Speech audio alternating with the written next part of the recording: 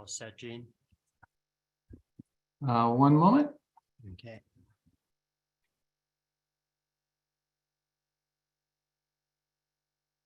Yes, we are good to go. Thank you. All set, Gene? Okay, so good morning. One moment. Oh. Streaming.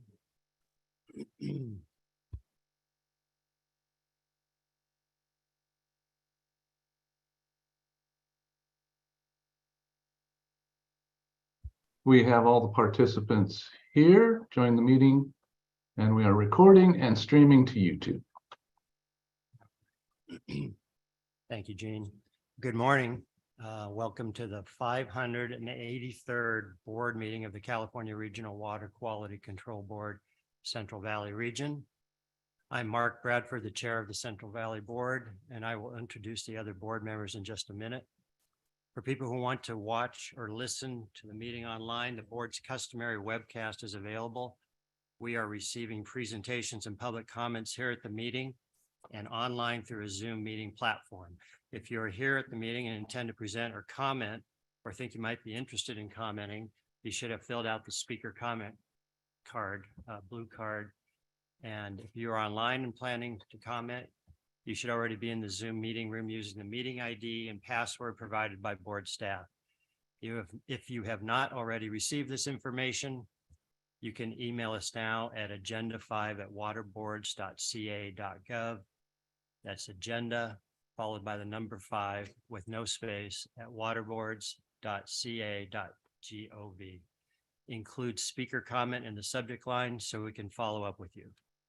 For those in the Zoom meeting, you will be on mute and your camera turned off until it is your turn to speak. Our meeting host will then unmute you and ask you to turn on your camera if you have one. When you are done speaking and the board members have completed asking questions, you will be placed on mute and your camera turned off. I will now introduce other board members as follows. On my left here, we have Denise Cadera from Allensworth. Next to her, we have Elena Lee Reeder from Sacramento. And next to her is Sean Yang, also of Sacramento. And I think that's all today, huh? We don't have, we have a couple of other board members that are not present today, but may be participating on Zoom. State board member Nicole Morgan will also be participating in the meeting and will give an update to the board a little later. I want to now introduce Executive Officer Patrick Palupa, who will introduce his staff. Good morning, and thanks to all the board members here who have made the trip up to Reading. It's been a little while since we've been in these council chambers, but we always are very grateful for our hosts here in Reading and the tour that we were able to take yesterday of a different part of the region than we're usually in. To introduce the staff we have here today, to my immediate left is Jessica Yar, Senior Staff Counsel. To her left is Clint Snyder, Assistant Executive Officer here in the Reading office. And to his left is Adam Lappitz, Assistant Executive Officer in the Rancho Cordova office. In the audience, we have Clay Rogers, Assistant Executive Officer in the Fresno office. And to my immediate right, JJ Baum, Assistant Executive Officer in the Rancho Cordova office. And to my very, very, very far right, we have Mindy Maxwell, the Executive Assistant that has been helping make all of the arrangements here, along with the administrative staff of the Reading office, who I want to extend my gratitude to for all the work that they've done to make this meeting possible, and to Bob Chow and AGP, who are doing the broadcast work here today. And with that, I will turn it back to you, Chair Bradford. Thanks, Patrick. Yeah, and I'd like to thank the Reading staff as well, especially for the tour yesterday. It was kind of a warm day, but we saw some very interesting stuff, especially I thought getting down into Shasta Dam was a historical tour that was really hard to replicate, I think. And some of the restoration activities that are going on up here. So yeah, and also thanks for this great venue that we're in. And with that, we're going to do the Pledge of Allegiance. And since I didn't tap anybody on the shoulder, I guess I'll lead this time.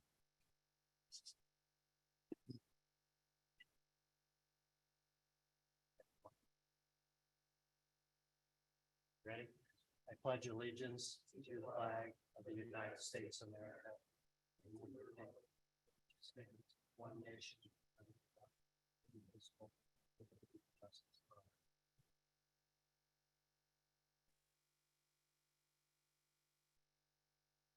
Thank you. So we start out with agenda item 2. Are there any board member communications? Start with you, Sean. Want to start that? Okay.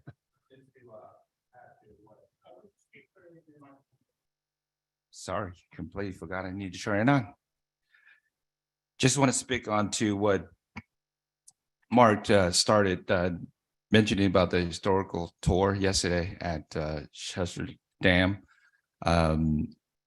It was my first time, and it was very special, knowing the fact that it is the biggest dam in California, and it is part of water resources for our region that feeds millions of people. And in addition to that, and it was really neat and special to see the team that works in the hatchery, how they produce fishes for our community. That was really, really nice. And I love the fact that we went to some of the habitat restoration sites, Craig Creek and other places, to really learn about some of the great work that our teams are doing to restore and sustain fish that is much needed for the community. So those sort of work for me is very critical for myself, and I believe my board member and other agency to really have a present look, so that we have a better understanding of what goes on out there, so that when we make decision that is relevant to those sort of arena, we can make better decision for it. So I want to also extend my thank you to the folks that organized that, and thank you to Clay and I should say, and Patrick and the whole team. So appreciate it. Thanks, Sean. Ellen?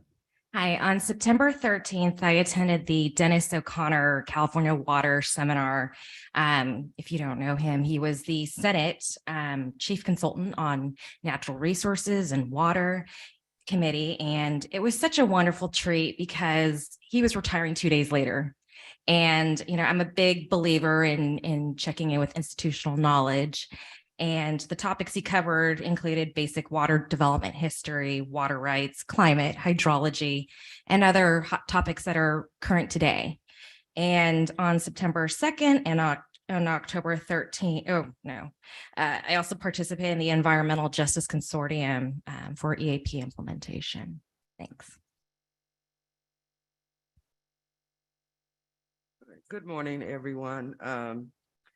On September 19th, I participated in a regionalization meeting, and this is formerly we will consider calling it a consolidation group. But I've been working with Dr. Carl Longley, Sarge Green, staff from Self Help Enterprises, the Community Water Center, Tri-County Water Authority, and our focus has primarily been on identifying, addressing the needs of disadvantaged communities. And we started off with just consolidation with water. And then we went into sewer, and then we went into stormwater. And so the effort now is regionalization to include all of these efforts in a project that can address all of the issues, including governance. And so we have a draft plan, and I think we're going to be trying to move it forward to have a discussion with State Water Board soon. And there's plenty of funding out there, Justice 40 money out of the federal government. And so we're in a prime position to seek some of those funds to address these issues in South Tulare County. So It's a very important opportunity where funding is now available to begin to address many of the issues that are so prevalent in disadvantaged communities. So I'll continue to keep you updated on that. On September 27th, met with members of the Santa Rosa Rancheria Tachioca tribe. We gave them a tour in Allensworth of the arsenic remediation project. I've mentioned many times, we've been involved with it since 2018. But we just completed the second study. UC Berkeley, Dr. Gadgill's lab have completed the second field testing that was in Allensworth. The first one was also in Allensworth, and they'll be coming back to do a third one.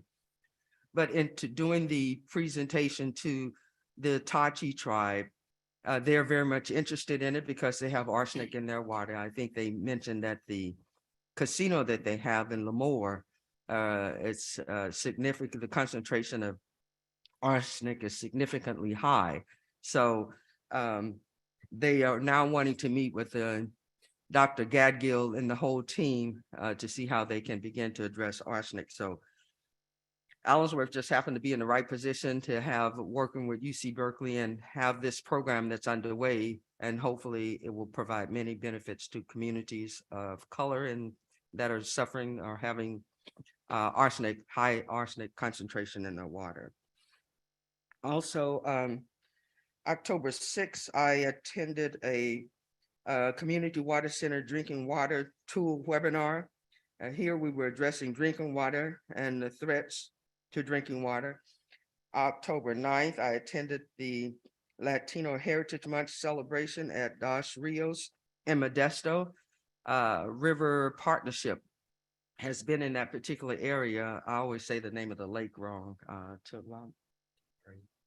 No, it's not Tulare.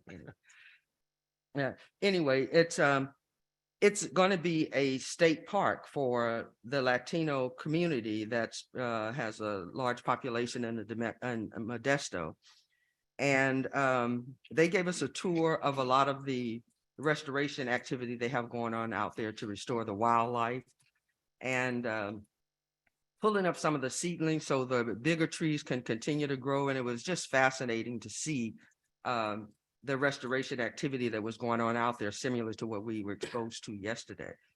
And I mean, they mentioned that the deer had not been in the area in quite some time, and they are now coming back because the habitat is now conducive for the environment. So that was really a good session to attend. And then finally, on October 7th and 8th, I participated in an NGO webinar on groundwater sustainability and just getting a full understanding. And these programs are put together by Community Water Center, the Leadership Council, many of the organizations, self-help enterprises, to educate disadvantaged community members and leaders in the community about the issues of groundwater sustainability. The GSAs are in a position right now to address many of these issues, but there's still a lot that needs to be done to bring the disadvantaged communities into the discussion and a part of the decision-making process. And then just lastly, I really did enjoy the tour yesterday. I coughed quite a bit throughout, but it was just fascinating. Last time I had a tour like this was Hoover Dam, and I think I was a kid then, but to go through it again and just to see the whole process of how trying to maintain the fish, and just, it was just really fascinating to go and get that whole exercise. And the restoration part was also fascinating. I just commend all of the staff for the work that you guys do and putting these field trips together for the board members. It helps us not only to better understand, but helps us in our decision making. So I commend all of the staff and the work you did in making it a successful field trip for our board yesterday. Thank you so much. And we had a special treat, and the host of that tour was been there for quite some time and was retiring, and we got in just under the wire to hear her knowledge, and and also the knowledge of the new tour guide as well. So, thanks to partners at the Bureau of Reclamation for making that tour possible for us as well. I will note, and my apologies for not mentioning it earlier, also on the Zoom call, I have to bring that up too. We have Lori Oken with the Office of Chief Counsel representing the board, and Kelly Garver, the administrative officer for the board, also participating via Zoom. And I believe I see board member Nick Abdis also participating on the Zoom platform this morning. So we can invite him to share his communications as well. Yeah, I'm glad you're there, Nick. And I don't know, is Raji on as well? I don't believe Raji's on this morning. I think she had a Okay. conflict that she couldn't get out of. Okay. Nick, would you like to share any activities you participated in since our last meeting? Yeah, thanks. And good morning, everybody. I apologize. I was a few minutes late. So I was scrambling to find the link. But I do not have any communications to report since the last meeting. Thank you. Okay, thank you. Well, I have a couple here. I took a short ride on the moving train that is the CV Salts Executive Committee. And obviously there's a lot of momentum and camaraderie in that group. So I observed more than anything else and tried to understand how far along in the process we are. Patrick and the whole team are doing a great job. And I hope to keep tuned in on that subject moving forward. I've been on a couple of chairs calls. The beginning of each month, all the regional board chairs get on a call with Joaquin. And I guess the first call in September on the 12th dealt largely with the recently published California Water Supply Strategy document that Governor Newsom put out in August. And it's a very thorough and kind of complex strategy, I would say.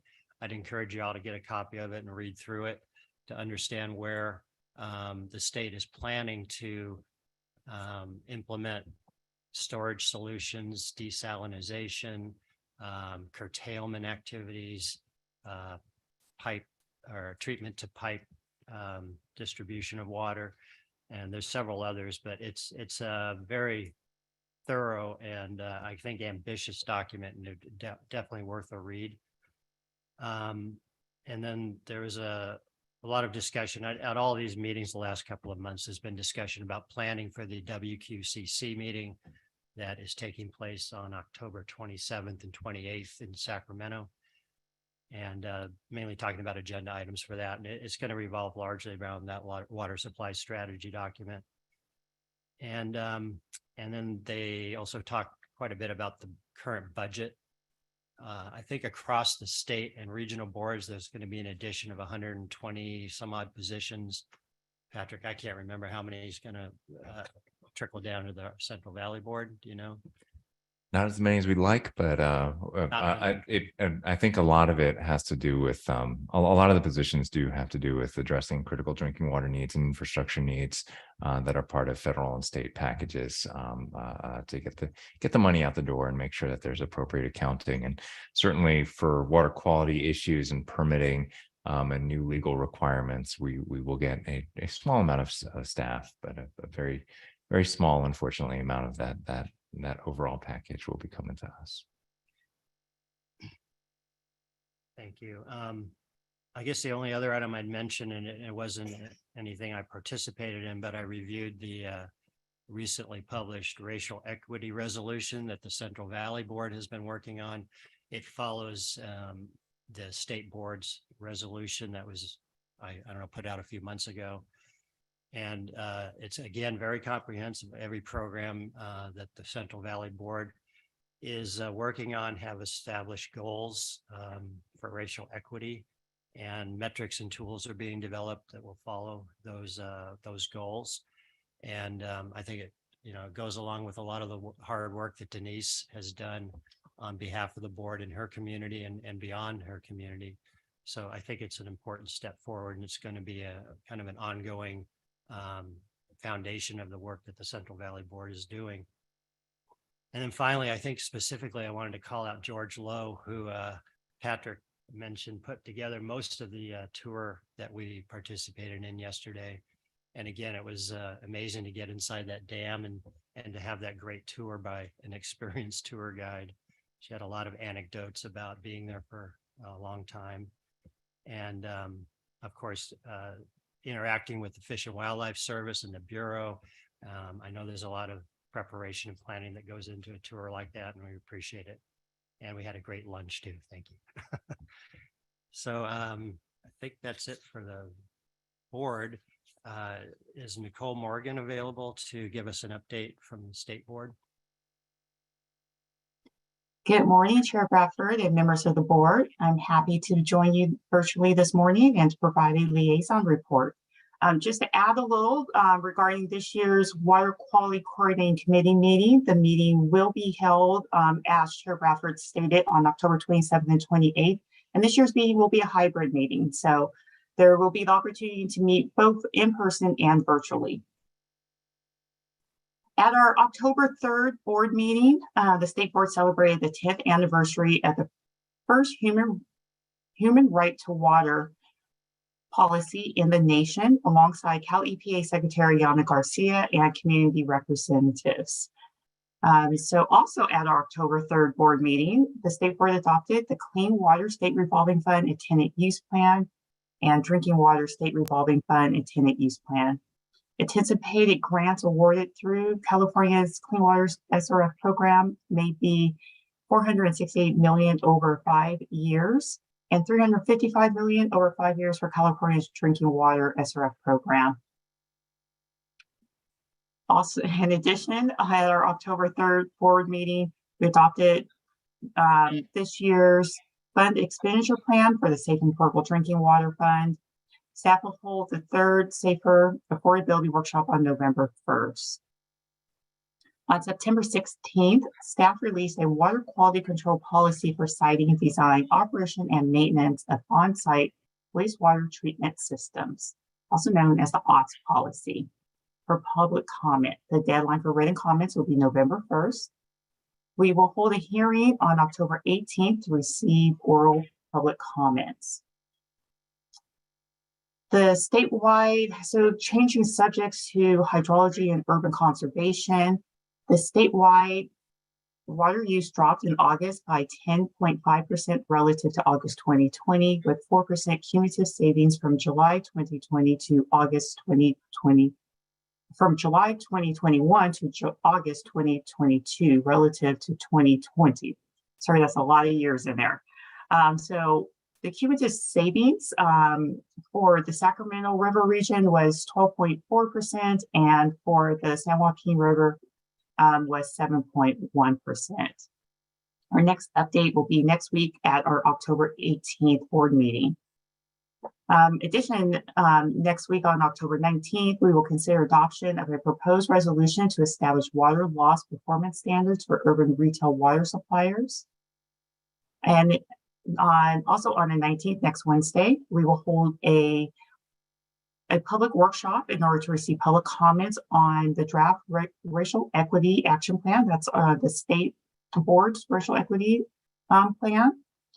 It's a compilation of actions intended to advance the state board's racial equity efforts to create a future where we equitably preserve, enhance, and restore California's water resources and drinking water for all Californians, regardless of race, and where race is not a predictor of professional outcomes for water board employees.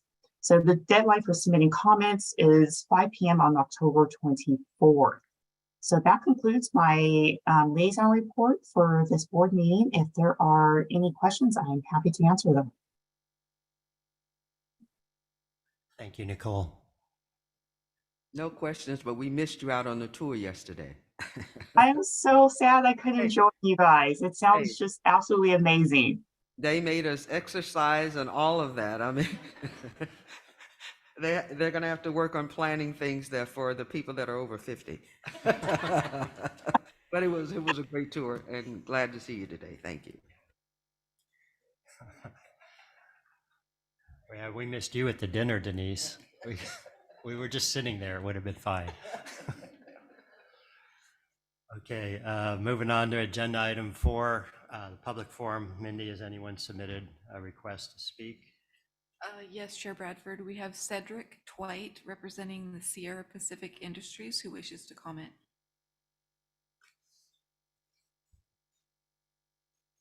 Welcome. Thank you. Good morning, board members. Cedric Twite. My name is Cedric Twite. I work for Sierra Pacific Industries as their regulatory affairs manager. I didn't want to miss this opportunity to welcome you all to Reading. And if you're not aware of Sierra, because Reading is the home of Sierra Pacific Industries. Sierra Pacific Industries is a family-owned, vertically integrated wood products company that owns 2.4 million acres in the western states, 1.9 million acres in California, with about 1.7 million acres under the jurisdiction of the Central Valley Water Quality Control Board. So I wanted to have an opportunity to say hello. We interact quite extensively. We also operate 10 sawmill facilities in the Central Valley, 5 wood burn and cogeneration plants, 2 millwork plants, 1 remanufacturing facility, and 1 very nice custom wood windows facility down in Red Bluff.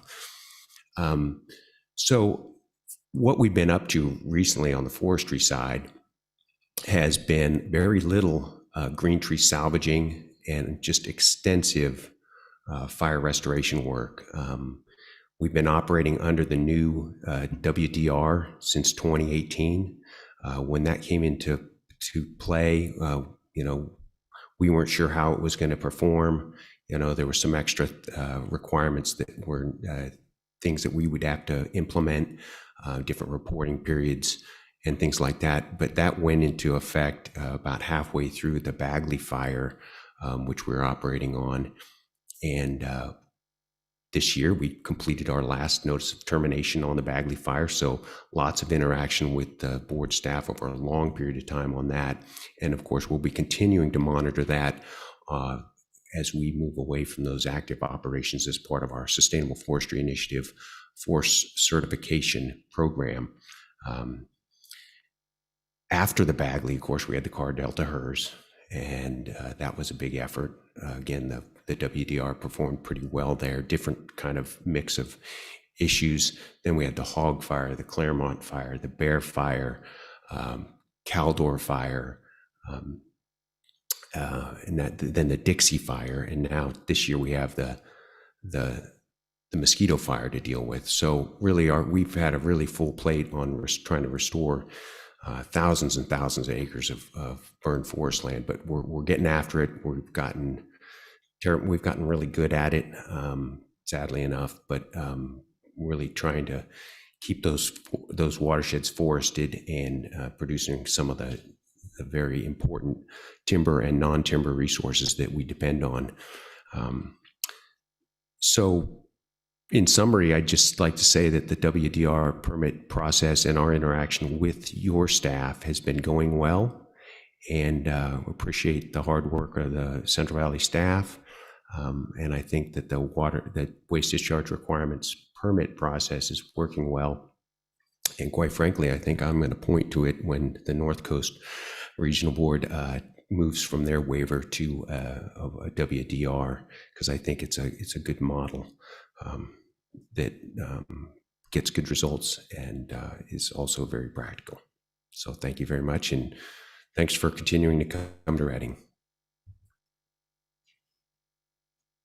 Thank you. I know Sierra Pacific's a big part of this community, and appreciate your efforts on restoring all those burnt lands.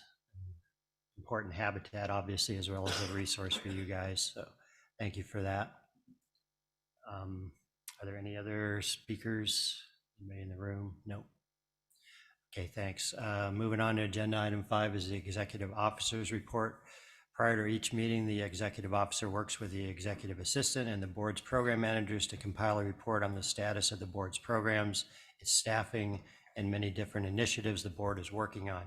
At this time, the executive officer is available to take questions on this report if there are any. No, thanks so much, Chair Bradford. I do have one Superior Accomplishment Award to talk about today, but certainly any questions on the executive officer's report, be happy to answer with them. And I'll also add that, Chair Bradford and Vice Chair Kadara will be meeting after this board meeting to, periodically check in on the contents of the executive officer report, just to make sure that it's meeting the needs of the board and telling you all the relevant information. If you'd like to see something else, we'll put it in there and make sure that we're kind of relaying everything meaningful to you. But without further ado, I do want to present and I think I see him on the Zoom, a Superior Accomplishment Award to Chad Neptune. Can you verify, Mindy, that he's on the Zoom? Or somebody? I don't have access to the Okay, attendees. gotcha. Jean, I am here, Patrick. okay. All right, fantastic. All right, well, Chad, congratulations on the Superior Accomplishment Award. Chad is an engineering geologist in the Central Valley Water Board's Fresno office, and as part of the site is part of the site cleanup unit. Chad is being recognized for his outstanding work performance on facility inspections and facility document reviews and responses. Chad joined the Central Valley Water Board site cleanup unit in 2019 and has applied his past consulting experience and technical skills to effectively regulate and bring into compliance the facilities he oversees. Chad has been a consistent performer in the site cleanup unit, providing insightful data interpretations from complex data sets while providing outstanding responsiveness by responding in a timely manner. During this quarter, Chad produced 21 deliverables, including 2 responses to requests for exemptions from PFAS work plans, explaining why the standard for exemption had not been met, 2 groundwater reviews for data-rich cases, comments on 2 groundwater assessment work plans, a no further action consideration letter, including outside agency consultation for a case with atypical constituents of concern, and 2 responses for contentious issues at our Old Hammer Field groundwater cleanup site. Chad also serves on the Water Board's Disability Advisory Committee and has recently assumed additional responsibility for oversight of the on-site wastewater treatment system program for Region 5. Chad is a valuable asset of the site cleanup unit. In addition to his excellent attitude and professional demeanor, Chad willingly and enthusiastically works on any project he's given. He has the ability to quickly complete investigations, reviews, and write-ups, and as a result, completes a large volume of work. Chad carries with him a level of professionalism and dedication that well represents the Central Valley Water Board. I am recommending that Chad receive this award. And I will say, just as a comment, knowing Chad from coming down to the Fresno office, we often get from senior managers, from board members, wow, you've got a lot of people retiring, over the last few years. Well, how's it going? How are the programs dealing with those types of retirements? And knowing Chad and the level of enthusiasm that he brings and the level of expertise that he brings, I think the board's in really, really good hands. Chad's kind of representative of a group of staff that have been hired on the past, 3, 4, 5 years, that are truly doing exceptional work, that are bringing with them, like I said, enthusiasm, but also a very, very high level of professionalism. And that while they may not have the institutional knowledge of folks who have been with the board for 20, 25 years, Chad's an example of somebody who, is working with Eric Rapport right now to kind of understand the on-site wastewater treatment program and to get a download of as much of that 25 plus years of experience that he possibly can, so that our programs will be in good hands as we move forward. So Chad, just congratulations for this award, and hope to see you down in Fresno soon. Thank you very much. Yeah, congratulations, Chad.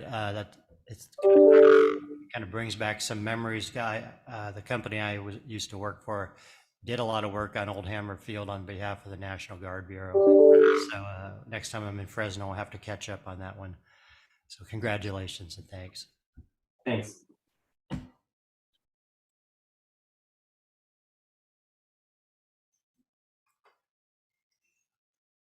Okay, is there any discussion on this item by the board members or anybody else in the room? Regarding the executive officer's report? Yeah. Yeah. Yes. My only comment is that, the information is there to provide to the board of activities that have happened since our previous meeting. And I think the information is very informative.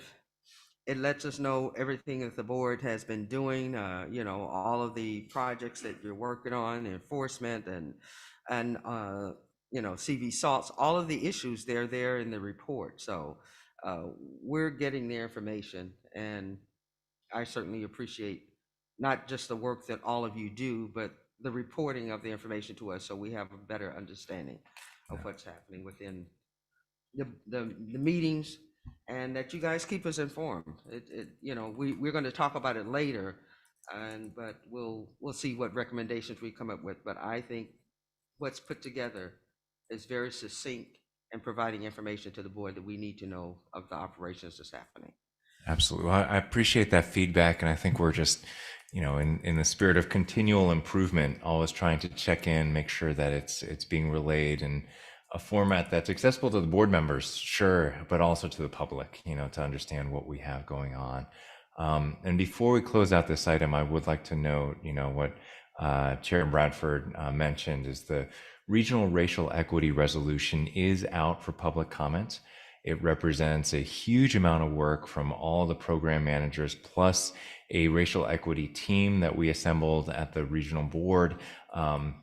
Staff drawn from throughout the organization, all three offices, from relatively new staff to staff that have been around quite a while, talking with each and every one of the program managers, getting their feedback about measurable, attainable goals that we can lay out and hold ourselves accountable for, I think most importantly, for advancing racial equity in each of the water board's 19 water quality programs. And we actually got a little enthusiastic, and some of the programs have more than one goal, if you'll notice, but all of them are fairly ambitious.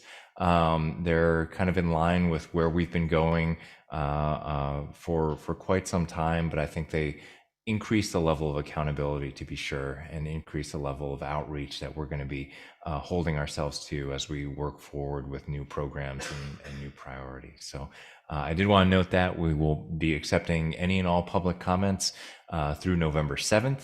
And then the idea is that we'd be convening in December to consider the resolution for this board, and also alongside the water quality program priorities for the upcoming year, so that the two of those can be dealt with hand in hand as the program managers work on their annual work plans for the next year. So just want to relay that. And with that, any more questions?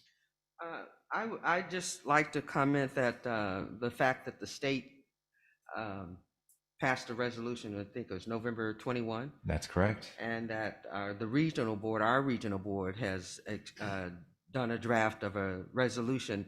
I like the fact that within each one of the programs, we're addressing racial equity. And, you know, my mindset is that we should have been doing that all the time, but that this is where we are. And I think our regional board has never shied away from dealing with issues, controversial issues, and trying to make things better. So I think we're on the right path. And I commend the work that's been done in this, and let's move it forward and see if we can have the positive results that we've laid out in the resolution. Thank you so much for the work. I would like to chime in, if that's okay. I also like to add on to some of the stuff that you guys already alluded to. Racial equity, it's definitely hitting home for me as well. As Patrick know, I have communicated with him extensively, and we have done some work that covered that area. You know, we all know this country is lived by all sorts of diversity and all sorts of ethnicities, and that's why it makes it special. I love this resolution because the fact that we stated some of the programs and identified the goals in there. And I think that's very transparent and very intentional. And that's what we need for the public to see as well. And to me, it's very clear of where we're going, what we want to do to cover this racial equity. So this racial equity resolution is excellent. Thank you so much for everyone that have put effort into making this possible. Thank you so much. I'd like to say a few remarks. I really do look forward to seeing the full package in December, but with racial equity, I like that we're beginning by looking at ourselves first. I really do believe that it begins with us individually first, and I love that we're not afraid to open it, dissect it, look at it internally, and actually count and be transparent about our approach. And so I really do look forward to seeing this in December, actually. Thank you, everybody. I guess when I read through that racial equity resolution, and simultaneously I was looking at a report on Allensworth that PBS published, and it really kind of brought to light the historical inequities that have taken place probably throughout California. And it's good to see it written down on paper that you've established some goals that are, as Patrick noted, they are measurable moving forward, and that it follows the same format, the same goals that the state put together, but they'll be, of course, fine-tuned for the Central Valley. So I thought it was a really strong effort, and I appreciate the work that went into it. It looked like a lot of work went into it, and look forward to approving that resolution when it comes before the board in December.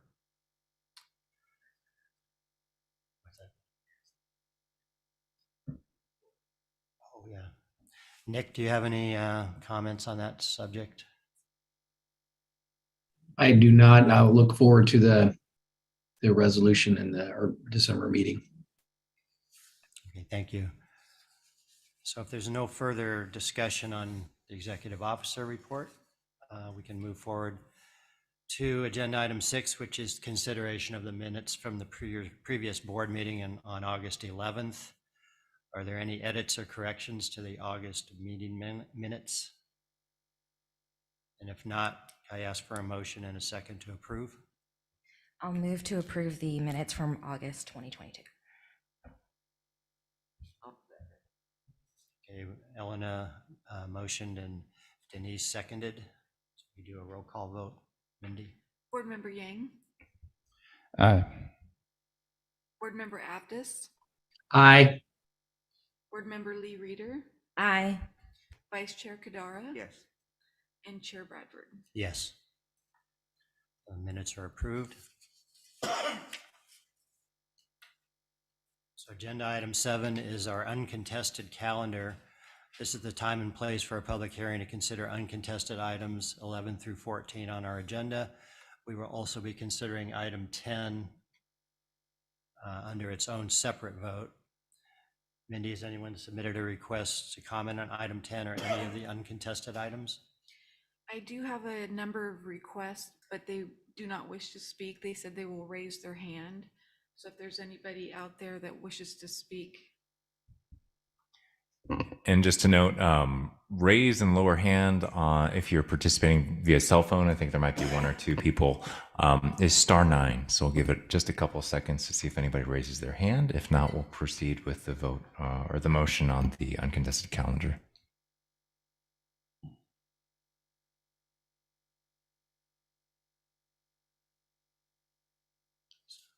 Apparently, there's no comments. If not, we will do a roll call for item 10. Item 10 is the Lamont Public Utility District and Recology Blossom Valley Organic South and Lamont Wastewater Treatment Facility in Kern County. It's consideration of a rescission of the cease and desist order. So if I could have a motion.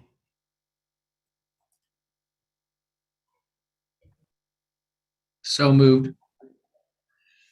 I second. Thank you, Nick and Elena seconded. We do a roll call, Mindy. Board Member Yang, Aye. Board Member Aptis, Aye. Board Member Lee Reader, Aye. Vice Chair Kadara, and Chair Bradford. Yes.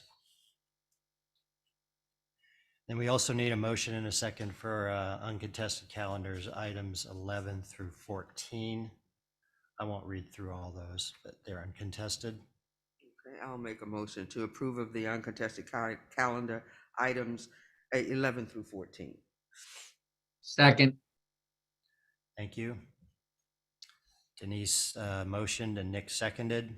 If we could do a roll call, Mindy. Board Member Yang, Aye. Board Member Abdus, Aye. Board Member Lee Reader, Aye. Vice Chair Kadara, Yes. and Chair Bradford. Yes. Thank you. We're zipping right through this.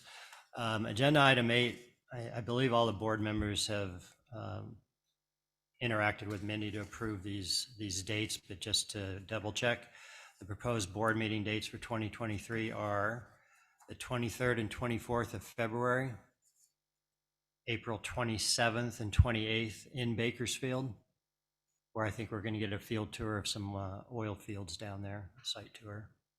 22nd and 23rd of June, the 10th and 11th of August, the 12th and 13th of October back here in Reading, and the 14th and 15th of December. Do any board members have any conflicts with these proposed dates? I think we've gone around the circle a few times, so we'll accept those and move on to agenda item 9. So this item's an informational item only on our enforcement program. We'll hear a status report from the regional board's enforcement program manager. This is an information item only and no action will be taken, although the board may ask questions and provide direction to staff. Following the staff presentation, interested persons will be allowed 3 minutes each to address the board. Following the staff presentation, never mind. So we'll move forward with this now. You can introduce yourself to the board.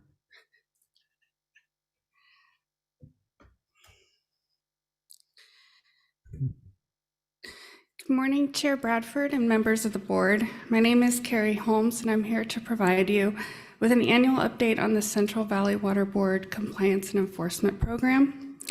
Prior to my update, the Director of State Board's Office of Enforcement, Yvonne West, has agreed to provide an annual update for the Office of Enforcement. So I'm going to let her start. We haven't actually practiced in this forum, and I don't see a presentation up on my monitor. Looks like Gene is navigating his way to Yvonne's. Great. Thank you. So here's Yvonne.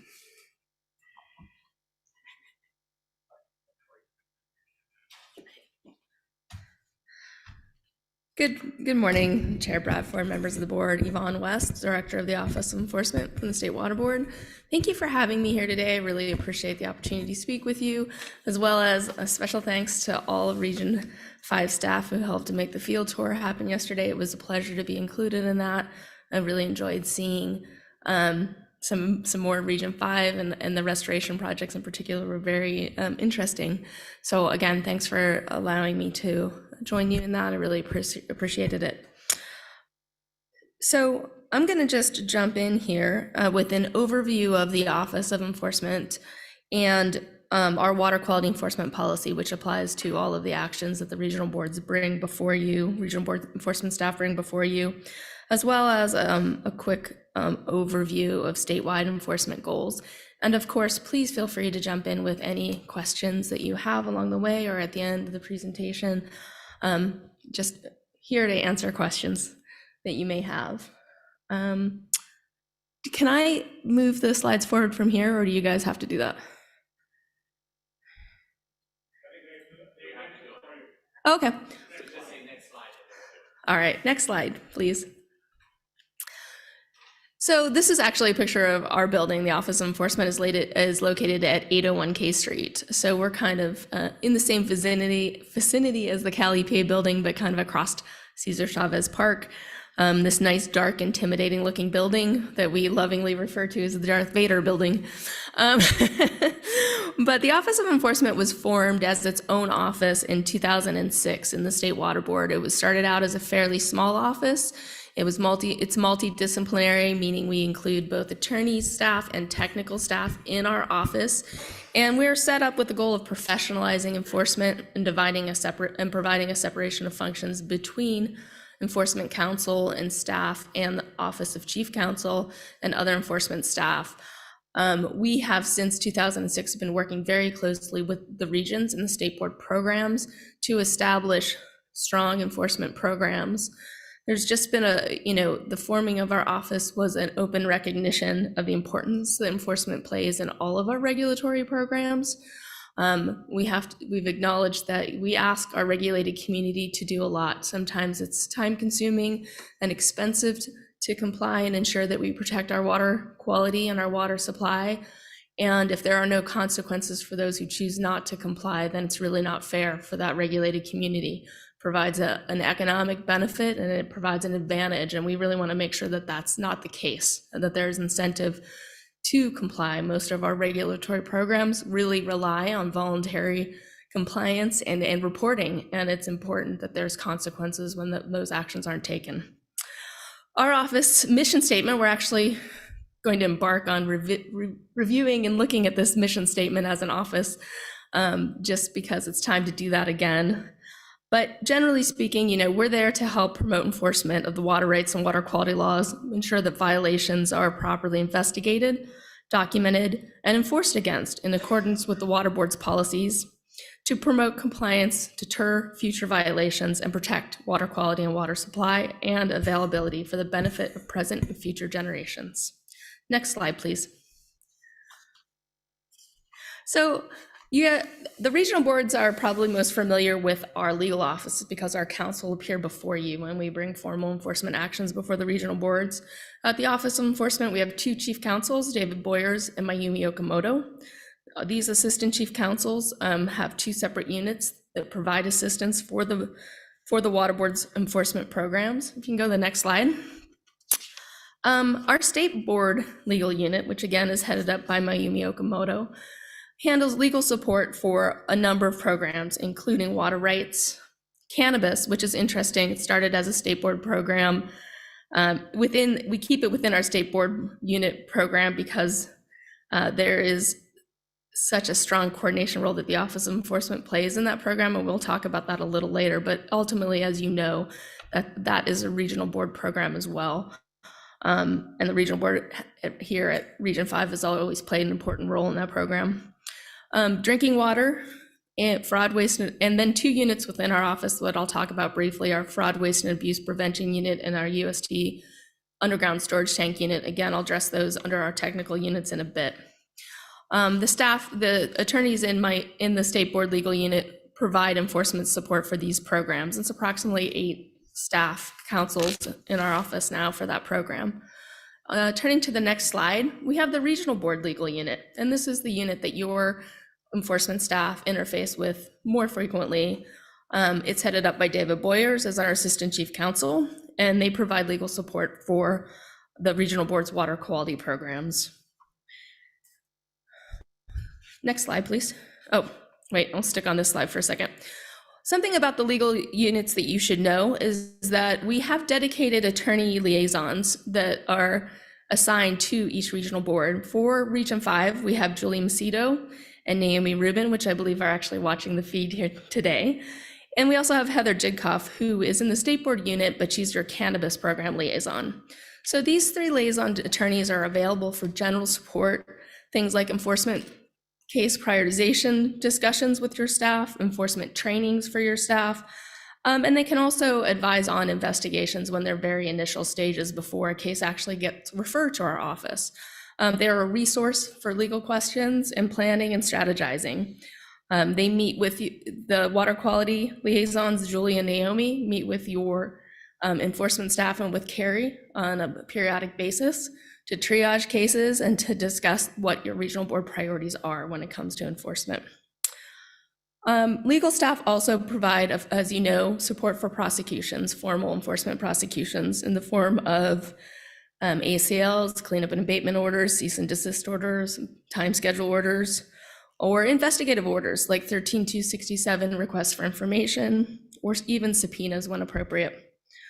So those are just some of the services that the Office of Enforcement legal staff can provide to your region and do provide to your region. Moving on to the next slide. I want to talk just briefly about the other resources we have in the Office of Enforcement. We also have investigative and technical staff that are available to assist regional board in developing cases.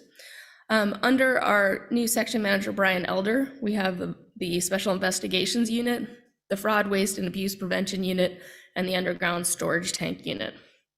Our Special Investigation Unit has a number of technical staff, environmental scientists, engineering geologists, WRCs, and they're available to help with investigations. They do a lot of work with the EJ Task Force, interfacing with both Cal EPA and US EPA on EJ initiatives, and then working with your staff as well on those initiatives when there are regional components to those initiatives. And they also currently are focused a lot on collection system inspections. We have a small group there who work and have developed expertise in collection system inspections, and they're available and they come out to the regions and assist the regions with those inspections. They can work in a number of ways. And I'll talk about some of that a little bit later. Let me real quick just go over our Fraud, Waste, and Abuse Prevention Unit, which you might not know that much about. It's a unit within our office that audits and investigates the spending of state monies, particularly focused on the Underground Storage Tank Cleanup Fund. But as an agency, the state board does have authority for other grants and loans programs to require reimbursement of inappropriately reimbursed costs, or they can even disbar contractors who are found to partake in fraudulent activities or inflated billing practices against our state funds. Our Underground Storage Unit Enforcement Unit also does work sometimes with the regional board UST staff and sometimes with the local CUPAs.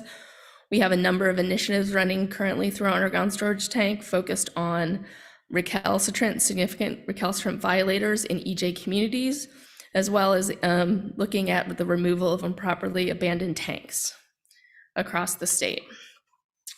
Moving on to the next slide, our cannabis enforcement section. We have in our office Michael Buckman, who is cannabis enforcement coordinator, who has program-wide obligations to help keep cannabis enforcement. You need to change the slide for people. Oh, thank you. Sorry, I didn't notice that. It keeps the cannabis enforcement efforts across the state coordinated as not only internally between the various offices, regions, and divisions involved in the cannabis enforcement program, but also with our outside partners, California Department of Fish and Wildlife and Department of Cannabis Control. As I mentioned earlier, the cannabis program is unique. Region 5 has always been involved in the cannabis program since it was an initiative with a small staff.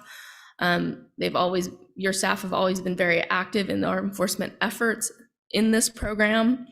And while it is a relatively small program on the scale of the regional board and the state board, it plays a really important role in addressing the threats to water quality and water supply that we see both from illegal and regulated cannabis industry. Our office has a very small enforcement unit of 3 right now, along with Michael Buckman, who does the coordination, but they are available to assist the region when necessary, and they have been known to come out to help with inspections when additional staff is needed. And we work closely in coordination with your in-house regional cannabis staff as well.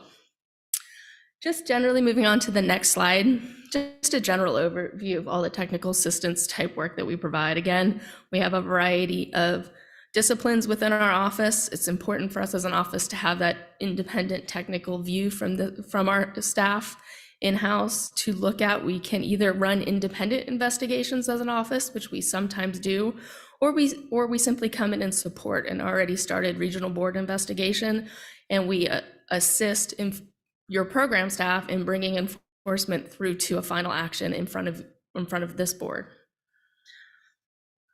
Next slide, please. I wanted to take a minute to just talk about our water quality enforcement policy. It's probably a policy that you've seen and you may be familiar with. When formal enforcement comes before you, it is controlling. It is a regulation that identifies how those enforcement cases get prioritized, and it discusses how we implement our discretion to impose penalties and come up with one of the most important things is the penalty methodology, which I'll talk about briefly after this slide. I wanted to let you know that our water quality enforcement policy, which was last adopted in 2017, is coming back up for a 5-year review. This process is going to be starting. We'll be putting out a proposed update for public comment as well as the regional board comments. And then we'll hope to bring it to the state board in August of 2023. One of the things we'll be doing with the updated policy is we'll be adding template hearing procedures for ACL hearings, administrative civil liability hearings. And so going through this process and updating the policy will make those hearing procedures a regulation, and they will be used and implemented throughout all the regions when bringing administrative civil liability. So I just wanted to let you know that there will be lots of dialogue, communication, and workshops, and opportunity to hear if all the regional boards, including yours, have any suggestions for updates to the policy, and an opportunity to comment before any final updates are adopted. Go ahead and move on to the next slide. So something you may be familiar with is within the water quality enforcement policy, there is a detailed penalty methodology. As an agency, both the regional boards all have pretty broad discretion in determining what penalty to impose for a formal administrative civil liability. In exercising that discretion, there are some statutory obligations on what kind of factors to consider. Those statutory obligations are built into this penalty methodology. It is somewhat complex. We do have a complicated Excel spreadsheet that staff can use to plug in numbers and come up with a proposed penalty at the end of the day. It is a 10-step process. This is just the first 3 steps. There's going to be 3 kind of phases I'll talk about. The first one is initial liability. Then there is total base liability, and then an adjusted final liability. And I'm going to talk through those steps on a high level. They are detailed in the enforcement policy. I think they're important to understand as a board for a number of reasons. These steps and these considerations, again, are to make sure that our statutory obligation to consider relative factors are considered before we propose to impose a penalty. But just so you know, your enforcement staff goes through this exercise when they draft up an administrative civil liability complaint.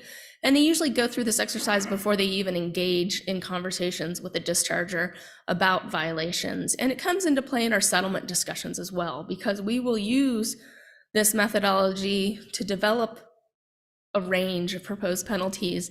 And that's really where a settlement negotiation begins. And if those numbers get adjusted in the settlement discussion, it's for one of 2 reasons. It's because there's new information that's been discovered in the settlement process that merits under the policy an adjustment, or 2, sometimes there are other factors, relevant factors or litigation risks that can be taken into consideration to reach a compromise, to come up with maybe a SEP so that some of the penalty gets separated out and goes towards a specific project. So it's actually really only one reason. It's new information. There's not really a second reason. I mean, staff doesn't just arbitrarily come up with a number, is I guess the point I'm trying to get across to you. And when they do go into a settlement, if they come out with a new number, it needs to be justified through this policy. And it's not, again, it's not an arbitrary exercise. It's based on the facts of the case and the interpretation of those facts by the expertise that we have on staff, our technical expertise. And OWE's role in those negotiations is to represent you as a regional board, and our attorneys do just that. They represent your enforcement staff, and they represent your priorities and your missions and your goals for the individual enforcement case. So I'm going to step through these a little bit. When determining initial liability, some of the factors that we look at the harm or the potential harm of that discharge, the toxicity of the material that's being discharged. Then we use the discharge violation matrix to determine a percentage of the max penalty to start off with. And then in step 3, there are some ways we can adjust for non-discharge violations in looking at whether the potential for harm is moderate, minor, or major. And we come up with an initial liability, walking through those steps. Once we have that initial liability, you can go ahead and switch the slide, please. We start to adjust it based on a number of other statutory factors.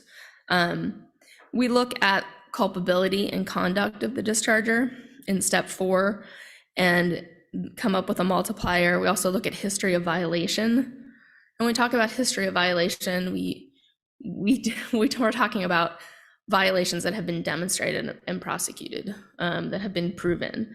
And we look at cleanup and cooperation. And this is an opportunity if you have a discharge violation where you feel that the discharger responded appropriately, took all necessary actions to clean up, you can give them a multiplier that will reduce the potential penalty. Going on to step 5, taking that total base liability amount, and we look at the days of violation or the gallons. And so that liability amount is then evaluated based on days and gallons of violation, cleanup and cooperation factors. There's a step 5 where we can look at alternative penalty. And that's sometimes appropriate when you have a collapsing of days for a large discharge of certain characteristics. We allow for a collapsing of days from, let's say you have a kind of low, it's mostly used with recycled water or sometimes a discharge of a very, very watered down affluent violation. We can either do some adjustments on the days and gallons in that step. So moving on to the next slide, we take the final liability. Once you have kind of an adjusted liability amount, depending on the types of violations, the culpability of the discharger, the character of the discharge, the potential for harm, we then look at some of the other statutory requirements. So we look at, in step 6, ability to pay and continue in business. This is where the prosecution team, or if it's in a formal proceeding, the regional board, looks at whether or not the penalty being proposed in relation to the ability to pay and the discharger's ability to continue in business is appropriate. It is not a directive that requires an adjustment, but it requires consideration of the ability to pay and to continue into business.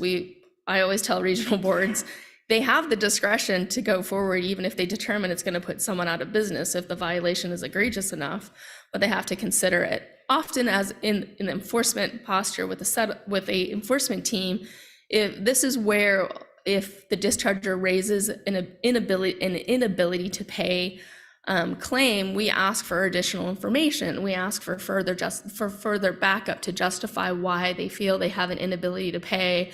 And we look to get enough information so we can reach an independent conclusion on that. We have a number of resources in the Office of Enforcement to do this analysis, and we also have outside contracts with experts, economic experts, who can do this analysis. But we need to get sufficient information if a discharger is going to raise that as a viable defense.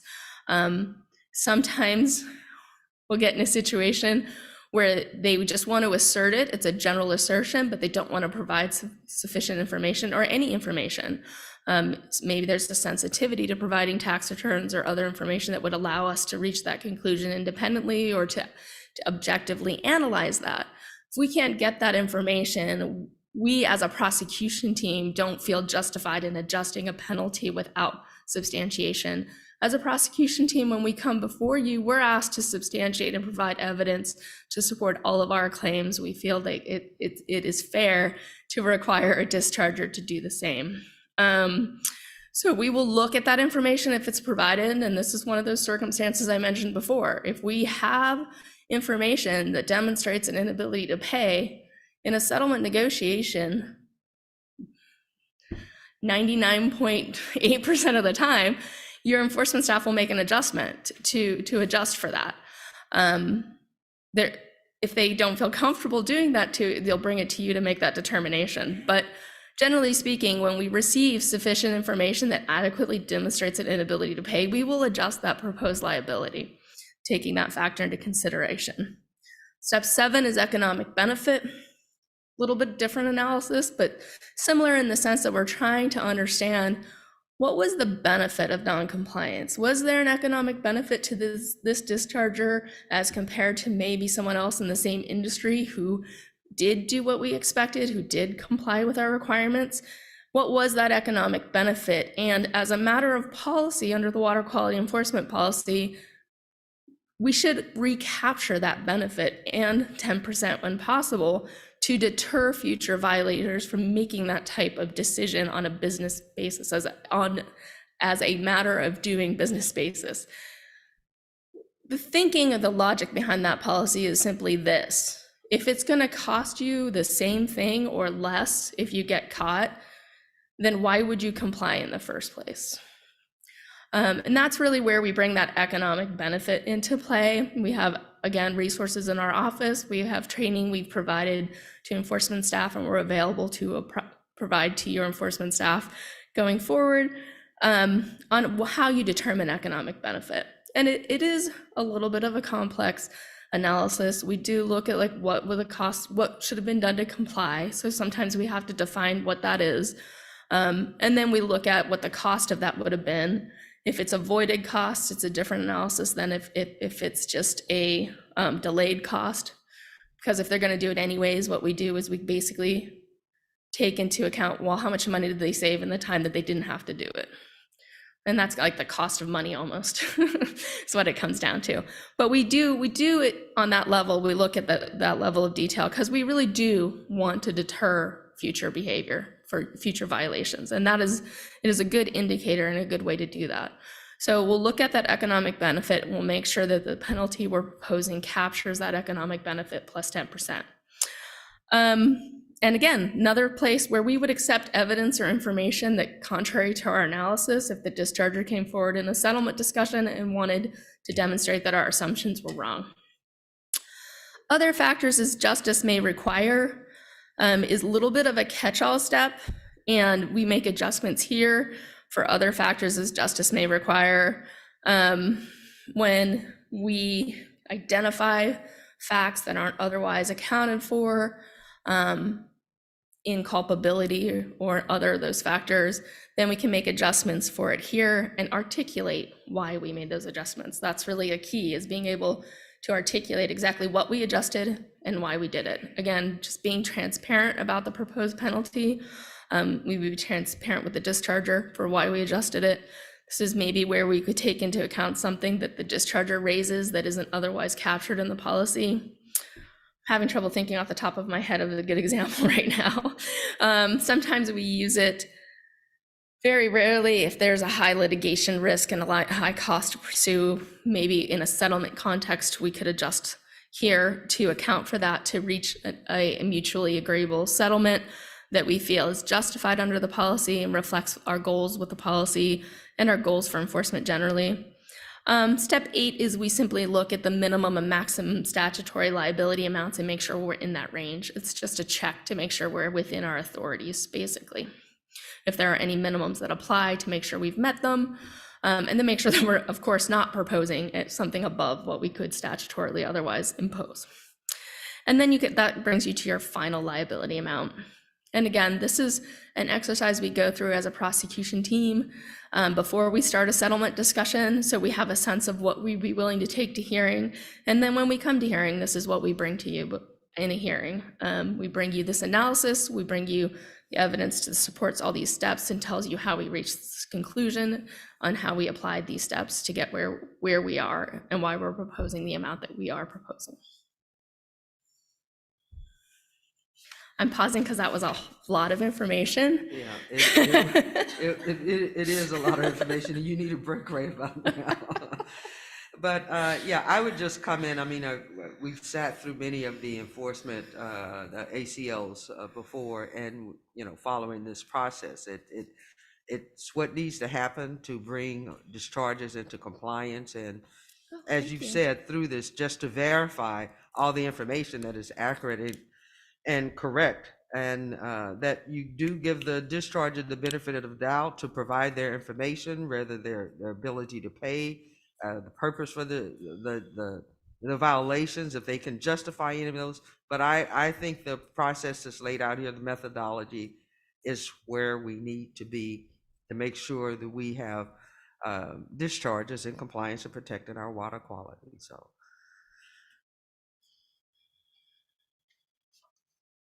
Yeah, and again, there's this nice Excel spreadsheet that your advisory team will have that we have that makes all the math a little easier.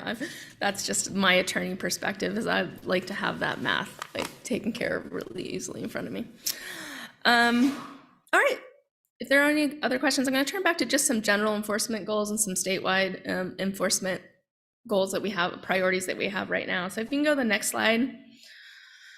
So just generally from a broad basis, anytime we start an enforcement initiative or we assess whether we're going to bring an enforcement case, we do have limited resources, and we all acknowledge that we have those limited resources. So try to work with the regional boards or program staff, if it's a state board program, to identify the greatest need for enforcement, to focus our efforts on where we feel that greatest need is, where that greatest level of non-compliance is, where we need to see some additional compliance from the program. Then we try to establish an even playing field. And again, I talked about this previously. This is because the intent is to ensure that the folks who are participating actively and diligently in our regulated programs aren't at an economic disadvantage to those folks who may not be complying. We want to make sure that it doesn't become a business decision to not comply. Then we want to inspire public confidence. Again, these policies, permits, goals are all put in place for long term to protect our water quality or our water supply. And really, we want to inspire public confidence in those programs to make sure that the public believes they are meaningful, that we're working towards our water quality goals, and we're doing that by administering a program with significant compliance to get there.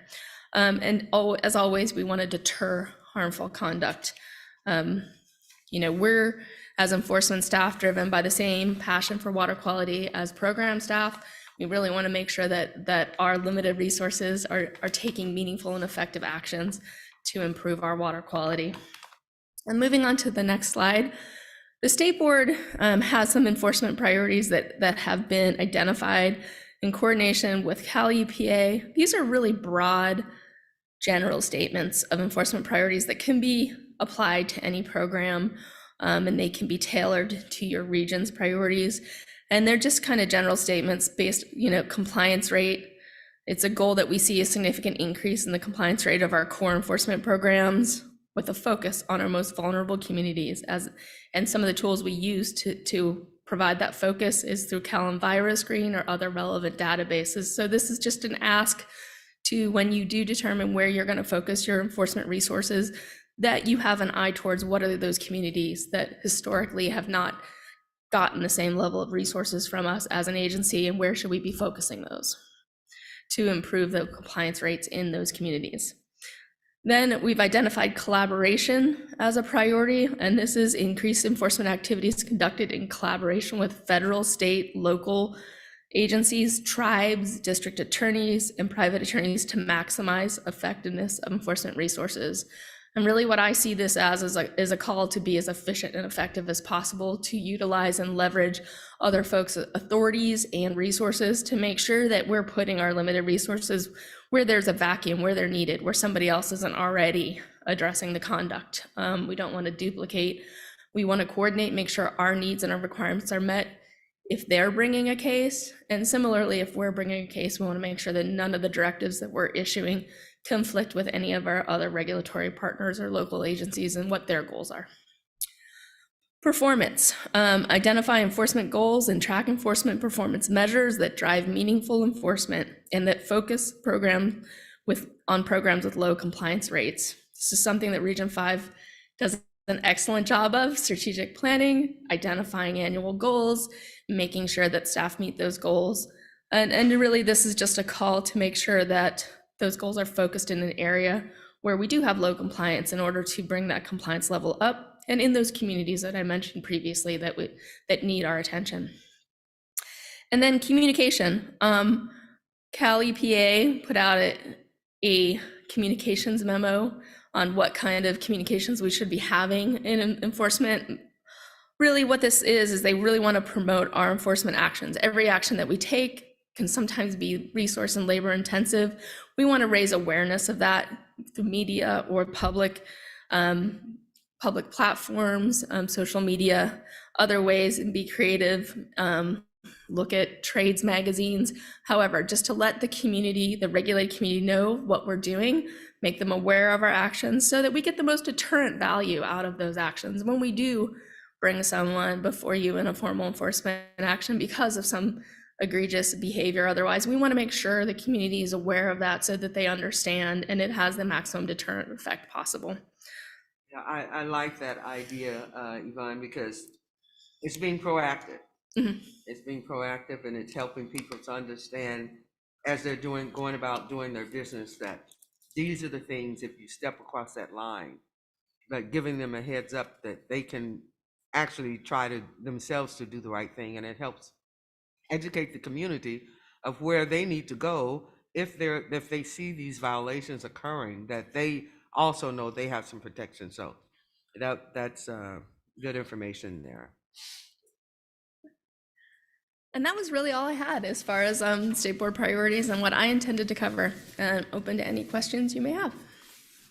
I have one more quick question. This was in regards to the cannabis program, and you know, I came on board when we were just beginning the regional board. I think Clinton, all of them had a lot of that work, and then it went back to you guys. But what is the status of that program now? Have things improved? I know we were dealing with a lot of the runoff and people putting things in the waterways and so forth. So what's the status? Where are we in dealing with the cannabis program? Sure. I'm actually just preparing to give a cannabis program update to the state board next week. So I'm up to speed on all of this. The cannabis program is still the same size as it has been, that it was after the 2019 reduction. So we are working with limited staff. I think we have approximately 80 staff statewide focused on cannabis as an issue. We still have a lot of unique challenges, but we are much more well coordinated, and we are much more internally coordinated. We have developed a framework working with the Executive Oversight Committee, a communications framework for making policy decisions. And we're working really well with our agency partners. As a program, we're working closely with DCC and CDFW. We're still out in the field doing as many illegal cultivation inspections as we can. We've identified 2 priorities for the program, and they're enforcement against illegal cultivation and getting people into the regulated program enrollments. And that's where we're really focusing our limited resources. I am happy to report, even though we've had a staff reduction in 2019, 2020, we have brought our inspection numbers back up to the pre-reduction levels. I would love to see the program expand in the future. That's not up to me. Hopefully it will. Hopefully we can get back to those numbers, and we can take the framework that we've built and the governing structure that we've built, the efficiencies that we've gained, and then expand it as a program. Because we are still faced with all those challenges that you mentioned. We are still faced with a lot of those adverse impacts. The latest as a program, the latest development that I meant to mention and forgot, so thank you for this question, was that the governor's office has called for the forming of a unified cannabis enforcement task force. And this task force has already been structured. It involves over 20 state agencies with the intent of bringing the full force and effect of all of our state authorities down on the illegal cultivation market. We will play an important role in those efforts as the agency focused on water quality and water supply impacts. We are a smaller program than a lot of our state partners who have law enforcement in-house and have been doing it from this type of enforcement from a law enforcement perspective for a long time. But the hope is we'll get to a point where that triaging of cases is refined and we will get called in when necessary. When there really is a water quality impact at issue, we can continue to join our LD partners and our other state agency and local agency partners in conducting those enforcement inspections and addressing those impacts. That's really the special niche that we as an agency bring to that program, is our cleanup and abatement authority, our injunctive relief. We go in there, and this is something Region 5 staff is really good at. They stick to a site and they make sure it gets cleaned up, and they'll take it to the end of the line. And sometimes that is multiple years, but as long as we have a responsible party we can hold accountable, that's what we do, and make sure that the future threats to water quality are abated before that person is off the hook or moves on to the next site. It is difficult to do because of the illegal component of cultivation and kind of the transient nature of some of these folks. But we, to the extent we can, bring all of our tools to bear on those issues. And then hopefully now with this new unified task force, when it crosses over into more of a criminal issue, we can hand it off to somebody who has those authorities. And my last question is, how are we doing with getting people signed up? Have those numbers grown? They're still growing a little each year. It's not as rapid as when the program was first initially opened up, but we're right around 7,000 cultivators. And I know that doesn't sound like a lot to me, because I know that the numbers of potential illegal cultivation are significantly higher. We're still in a situation where more of the cultivators in California are outside the regulated market than inside. But again, that's really why we're still focused our enforcement almost solely on illegal cultivators, and compliance assistance for everyone who's shown a willingness to try to come into the market, the regulated market. Thank you so much, Yvonne. Thank you. Thank you for the presentation. I have a couple questions. The first one, it's about cannabis as well. So chemical do get used to grow these plants, and a lot of times they might be discarded where they don't belong, and that definitely contaminate and pollute the groundwater. And I'm just curious, the communication that goes out to these legal growers, is it in the form of different languages as well to intent the growers? Yeah, cannabis is one program where we work really hard to try to get a lot of translation of our different informational items into different languages, because there is a significant population that are not primarily English speakers. So we are sensitive to that, and we try to include translation when we send stuff out. It's been a bit of a challenge. It slows everything down. It takes a long time to do some of those translations, but we do work to try to get those out in the legal and the illegal actions, focused actions that we bring. The regulated cultivators generally aren't using those banned chemicals. They would not be able to license and test their product and get them into the legal market if they were. So it's not so much of a concern. Those chemicals that we're concerned about contaminating our groundwater, our surface waters, should not be an issue in the regulated market. If they are using them in the regulated market, they are in violation of a number of things, not only our permits, and like I said, they would have trouble getting their product tested and into the market. So really, those efforts are really focused a little more on the illegal market. We try to educate the communities generally about those risks and those concerns. And they're not just a concern to the water quality, they're actually a health and safety concern. Those workers, those folks who are on those sites, if they're exposed to those chemicals, some of them are deadly. And so that's where this unified task force also will be helpful, because we're bringing in OSHA and we're bringing in worker rights organizations, and we're looking at human trafficking. And there's just so much involved in these sites that really isn't within our jurisdiction. I'm really hopeful that having those other state agencies there, they can really help address some of those DTSC, federal regulators when it comes to these banned chemicals, although their authorities are fairly limited to transportation and sales, but still they're interested in them. So really just trying to improve those communication, that coordination and those collaboration with those other agencies. It is a problem. It is something we're concerned about. We're trying to get new sampling technology so we can start sampling surface waters for those chemicals. We did have one effort in Southern California where we did some groundwater testing and we were unable to find those chemicals anywhere in the groundwater basin that had those concerns. So we try to support those efforts where we have the ability.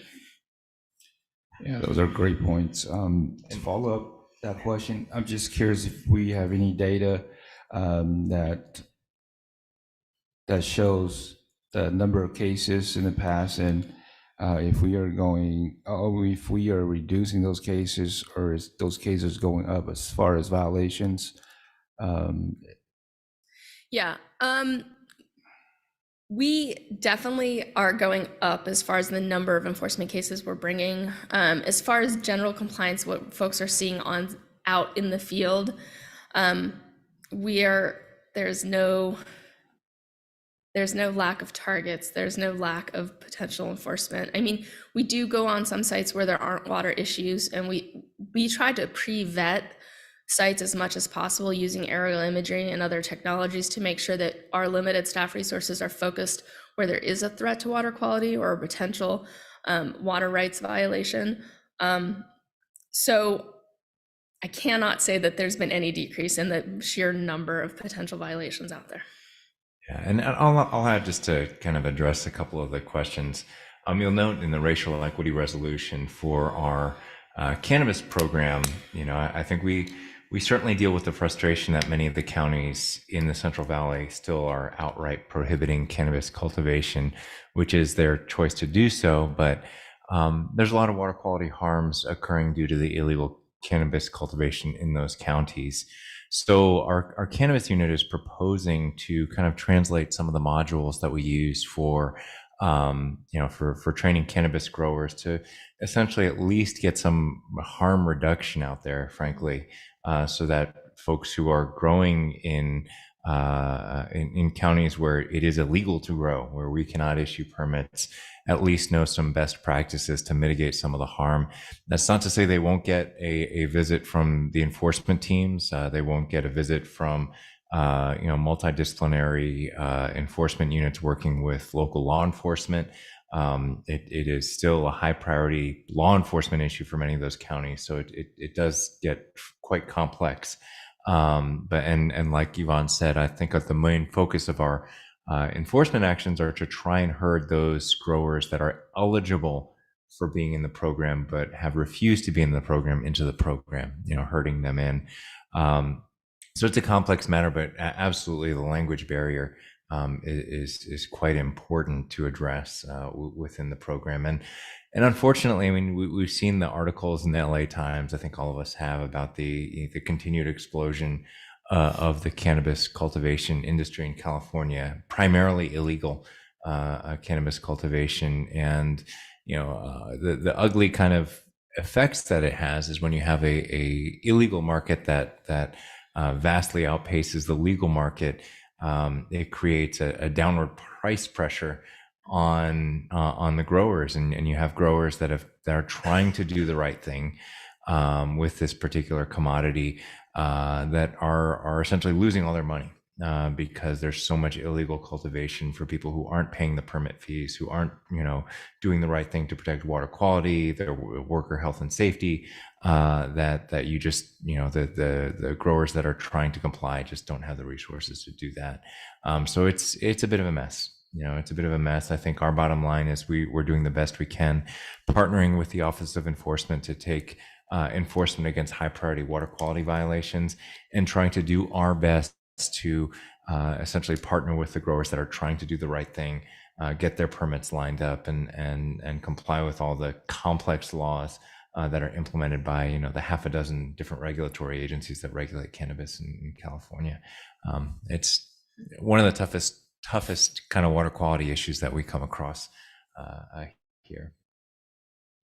Yeah, thank you, Patrick. I think that says continue issues and struggle that we have to face as far as legal and illegal cannabis cultivations. Just one last question. Do we have the number of cases as far as the ones that goes to the legal growers versus illegal growers? You mean the number of enforcements we bring for legal? You might be talking about the number of cultivation sites in California. No, illegal no. versus legal. Well, the ones that the cases that we have cases as far as compliance goes. I'm just curious. We have that number of cases, legal versus illegal cannabis cultivation. I would say less than 1% of our formal enforcement is against legal cultivators. Our enforcement program is almost, I won't say exclusively, because if we see an egregious licensed cultivator doing something egregious, we're of course going to bring enforcement. But generally speaking, we are offering compliance assistance and education to anyone who is trying to be in the program. Now, this is hard because there, as Patrick alluded to, still a significant number of counties that make cultivation illegal regardless. They do not authorize commercial cannabis cultivation. So there is no path to legality for those folks. And so they are, of course, subject to enforcement. And we are, like I said, focusing our enforcement resources almost exclusively on the illegal market. So again, very few of our formal enforcement cases against any licensed cultivators. Okay, and the reason why I'm asking for those number of cases, I just wanted to know so that whatever we were doing, the data, is being transparent to see if we are doing the right thing in terms of communications, in terms of enforcement in that nature, to see if where we're going with these cases. So that's why I'm asking for data. So thank you for your questions. I appreciate. Thank you for your answer and comments. I appreciate it. Of course, thank you. Thank you, Yvonne. I just had a couple of comments. I think, overall, the enforcement process is so important. Your biggest fans are probably, well, sometimes your biggest fans might be the regulated community that does comply, because there's nothing worse than seeing a scufflaw getting by and, reaping the profits of non-compliance. It's sort of like if you're sitting at a traffic light, a red light, and you see somebody blow through it, you hope there's a cop to enforce the traffic laws. So, overall, it's just a critical part of keeping the public assured that compliance is being monitored and enforced. And then on the cannabis front, I think Patrick summed it up. I've seen a lot of articles. I've seen or heard podcasts about the cannabis market in California. Mm-hmm. There's so many politics around the counties that do and don't allow permitted grows, and then the economics of it. I saw a case that was described. I think the grower was in Mendocino, trying to comply, paying for the permits, paying the taxes upon taxes, and he was basically priced out of the market because of the illegal grows that are providing the product much cheaper. So it's a real challenging area, obviously. I am kind of curious, maybe one question on that front. So most of your enforcement actions are on the illegal grows. Yes. How many of those are in counties that permit growing? Or do you have data on that? I don't have data on that immediately off my head. I do know that when we prioritize watersheds, we are looking at like which watersheds are being most impacted by cultivation, and primarily a lot of times it is dominantly illegal cultivation in those watersheds. I think it's almost regional, because Region 1 has a lot of permissive counties, and so the majority of, if not all of their illegal cultivation cases are going to be in those permissive counties. Region 5 has a lot of banned counties, and so Their inspections are spread across both banned and permissive counties, depending on the threat to water quality. So I could, I haven't done that analysis specifically, but it's something we could look into doing, because we try to keep track of banned versus permissive and where everyone is. We do, again, when we are prioritizing, we're looking at potential impact and the concentration of cultivation, the sensitivity of the habitat. Whether it's a banned or permissive is secondary. It's not part of that. Okay, thank you. I think you go through a good triage process, and I'm sure it's challenging, and it's not going to probably get any better in the near future. So you'll be a busy woman. It's only one part of my job. You can't get away from it, Yvonne. I do really want to thank you for being up here, and I think I was going to make the point that cannabis is it's a critical issue. It's a critical enforcement issue, but of course the portfolio extends to so many other issues.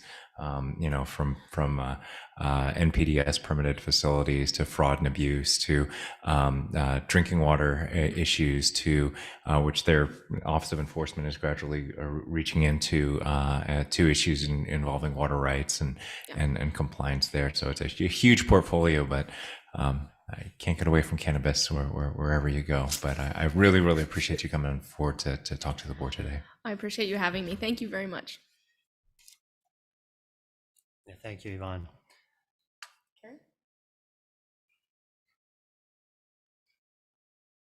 Okay, this is a quick meeting today, it appears. We don't have a closed session. Carrie still has her presentation to make. Carrie's coming up. Sorry, get into the No Central worries. Valley. Carrie almost got off the hook early. Well, thank you very much, Yvonne. I appreciate the state board perspective, but we're going to go a little closer to home. So give a little Region 5 update. Okay, next slide.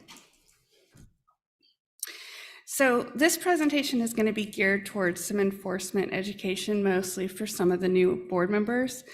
I'll also discuss a few case studies, and then I'll wrap up with enforcement data for last year and how we did meeting targets, and then the proposed targets for this year. We'll begin with resources and organization across the 3 Central Valley Regional Board offices. Carrie, could I interrupt you for a second? I notice we're starting to lose a few people for a bio break. Yeah. So can I suggest we take a 5-minute break here and then come back? Absolutely. All right, so we'll be back at let's say 5 till. Thank you.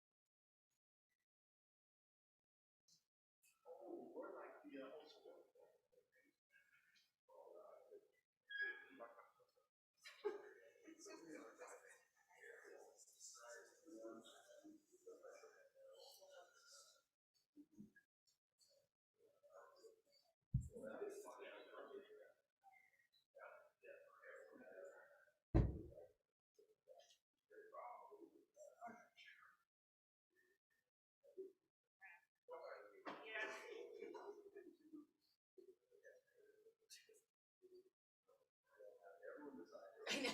I just got switched. I should for talking so much. Question. Here's questions.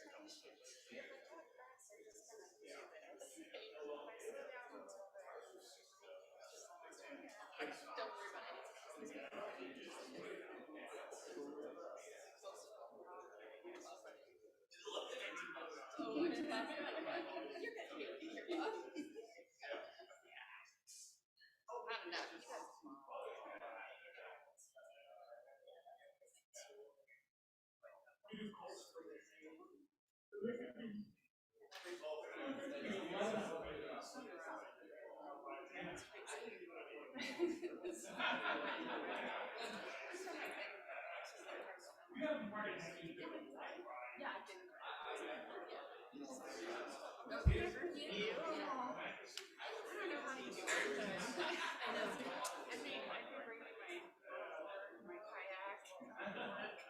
It's always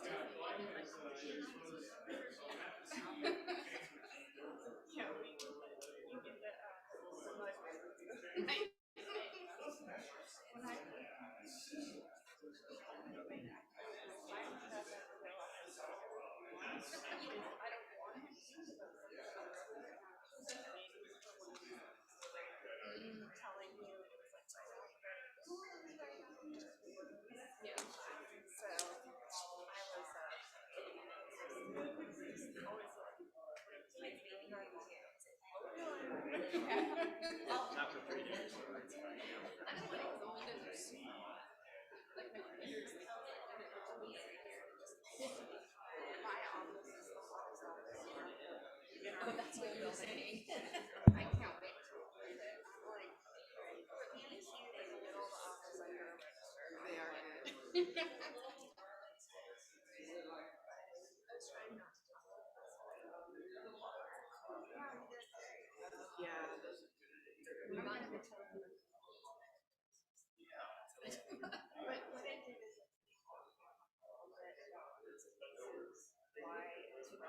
help yourself.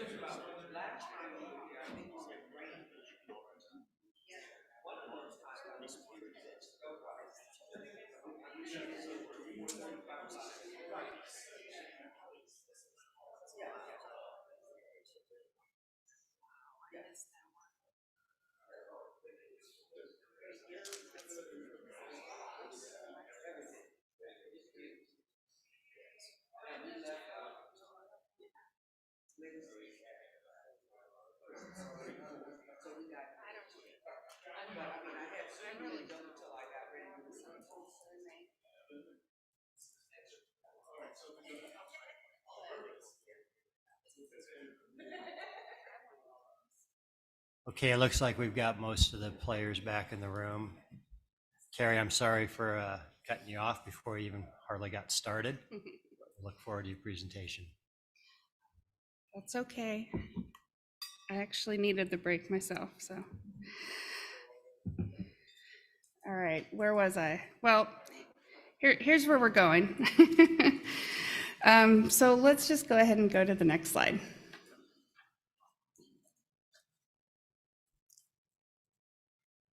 If Jean's back. Oh, there we go. Okay. Well, I'm sure you're aware by now, the Central Valley Regional Board is the largest region in the state. So we have 3 offices up here in Redding and 1 in Sacramento and 1 in Fresno. So we do a lot of driving. Next slide. In order to discuss the Central Valley Region's enforcement program in its entirety, I'm going to explain how compliance and enforcement staff are distributed throughout the 3 offices. The Sacramento office is the only office that has a dedicated compliance and enforcement section, of which I am the supervisor. The main programs I oversee enforcement and some permitting activities for include the stormwater program, cannabis, NPDES, which are discharges to surface water, forest activities, landfills, and discharges to land. I have a total of 24 staff reporting to me, including 4 senior managers and 20 staff that consist of engineering geologists, engineers, environmental scientists, and scientific aides. Next slide. As I am the enforcement program manager for the 3 offices, I do not supervise all enforcement staff across the region, as you saw in the previous slide. The resources for compliance and enforcement are spread throughout the region and over multiple programs. In the 3 Central Valley offices, we have about 138 staff performing compliance and enforcement staffs, which it equates to about 57 personnel years, or PYs. Of the 57 PYs, 25% operate out of the Fresno office, 21% out of the Redding office, and 54% are in the Sacramento office. This presentation today is intended to be an overview of the enforcement efforts across the offices for the entire compliance and enforcement program. Next slide.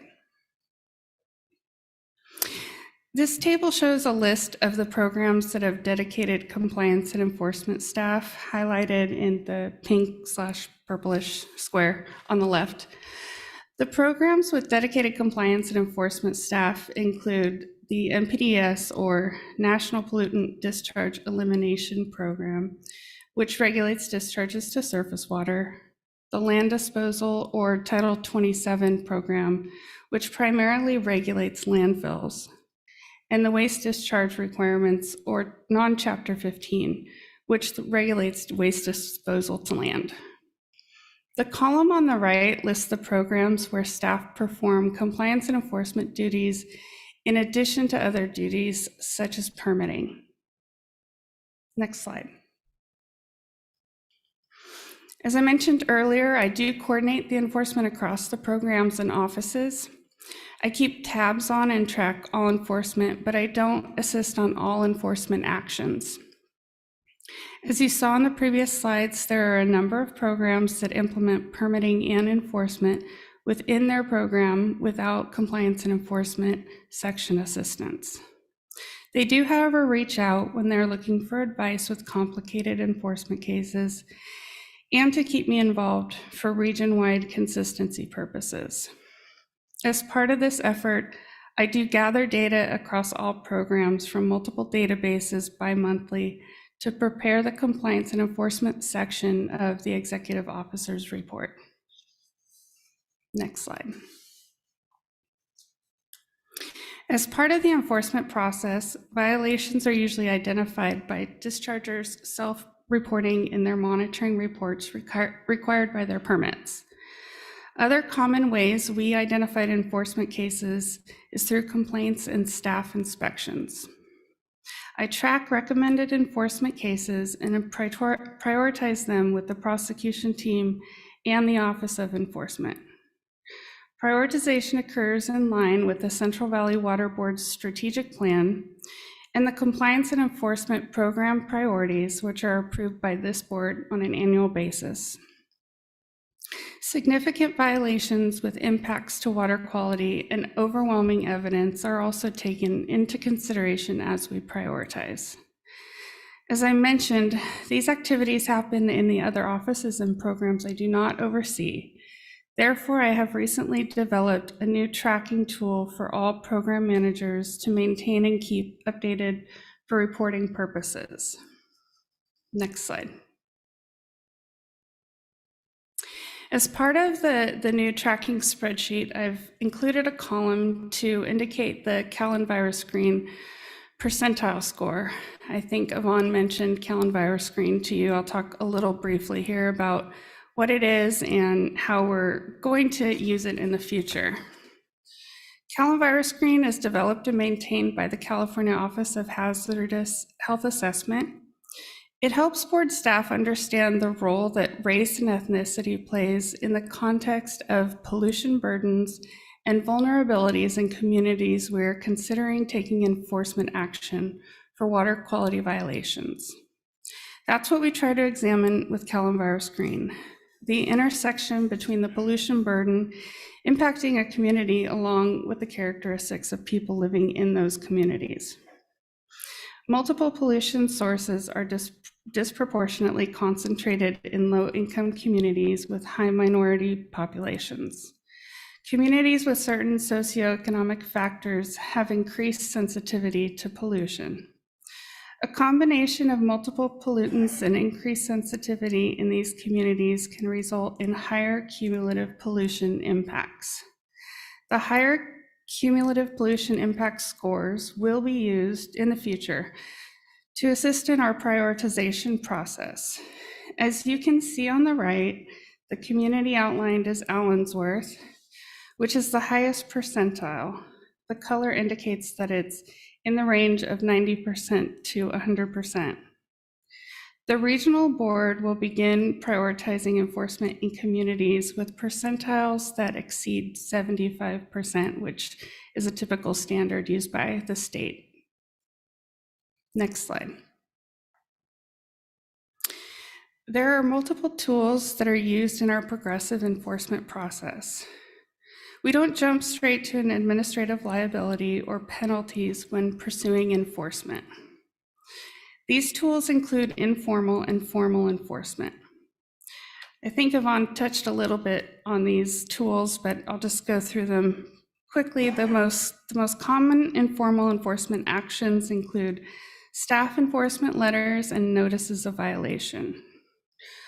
Formal enforcement actions include 13260 orders requesting a report of waste discharge from a discharger that is either not currently under a regional board permit or a discharger that has a permit that needs updating due to operational or facility changes. 13267 orders are where we request technical reports if information is necessary that is not stated in their current permit. 13308 orders, or often referred to as time schedule orders, are necessary when we are looking for a formal schedule to bring a discharger back into compliance with their current permit. Cleanup and abatement orders may be issued to any dischargers who have discharged waste in violation of their permit. Cease and desist orders are often used to dischargers issued to dischargers with chronic noncompliance issues. These problems are rarely amenable to a short-term solution and often include extensive capital improvements or operational changes. And lastly, we've got administrative liability complaints that impose liabilities by the Regional Water Board for certain violations of permits and laws. Enforcement cases brought before the board, if settlement cannot be reached, would include time schedule orders, CAOs, CDOs, and ACLs. We do also coordinate with the district attorney's office and can refer cases to the attorney general when warranted. Next slide.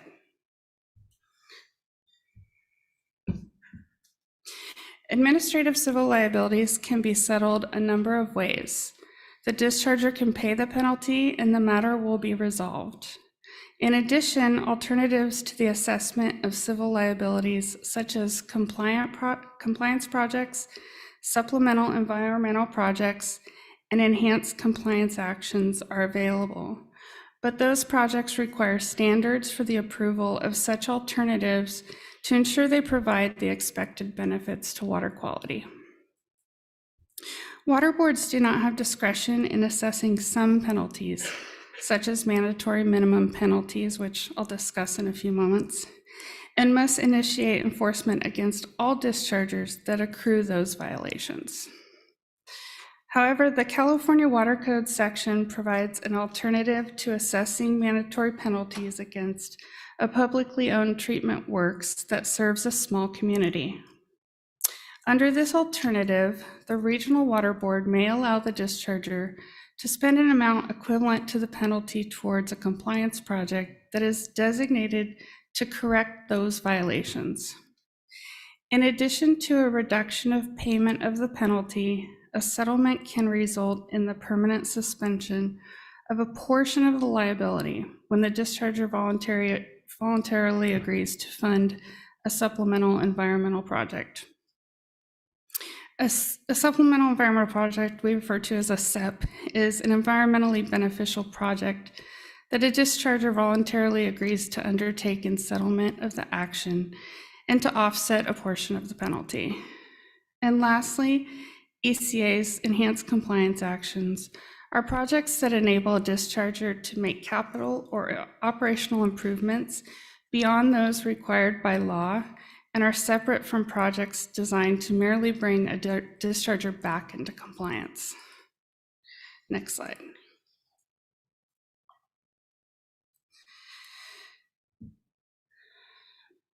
Mandatory minimum penalties are the most common type of ACLs issued by the Compliance and Enforcement section. I'm going to refer to them as MMPs. MMPs are issued to NPDES dischargers, which discharge to surface water. MMPs are $3,000 per effluent limit violation. There are two groups of violations, serious and non-serious. Serious violations include exceedances in excess of 40% for Group 1 pollutants. And Group 1 pollutants include biochemical oxygen demand, nutrients, detergents, oils, minerals, and some metals, or exceed 20% for Group 2 pollutants, which include inorganics, organics, and all other metals. There's a list in Appendix A that outlines which constituents fall where. A serious violation is also given when a self-monitoring report is submitted more than 30 days late.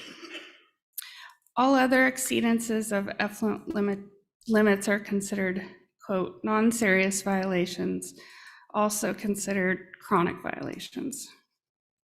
Next slide.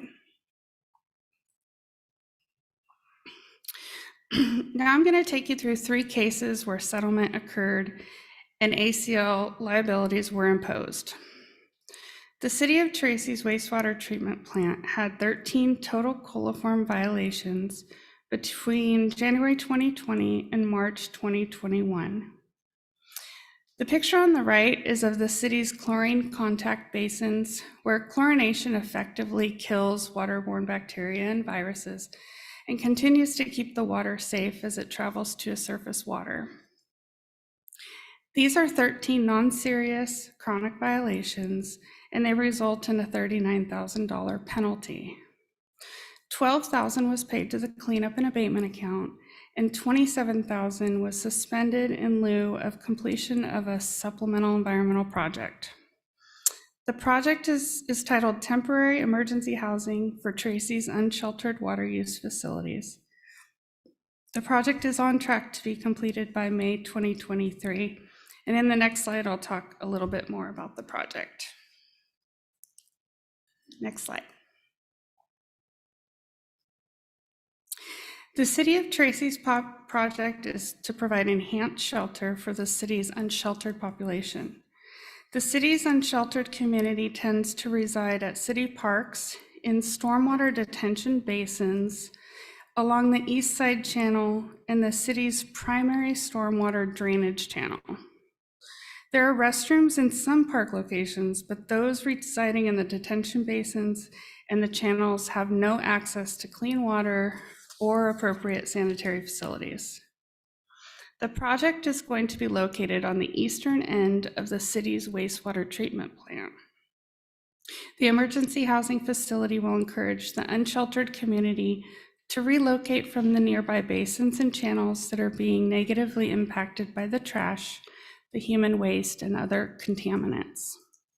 Installation of sanitary facilities will help eliminate surface water contamination in the facility or in the vicinity of the wastewater plant, which includes discharges to the San Joaquin River, which is also a major drinking water resource. The $27,000 that they're contributing as part of this SEP is for phase 1.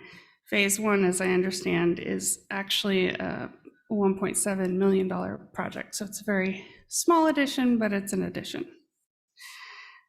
Next slide.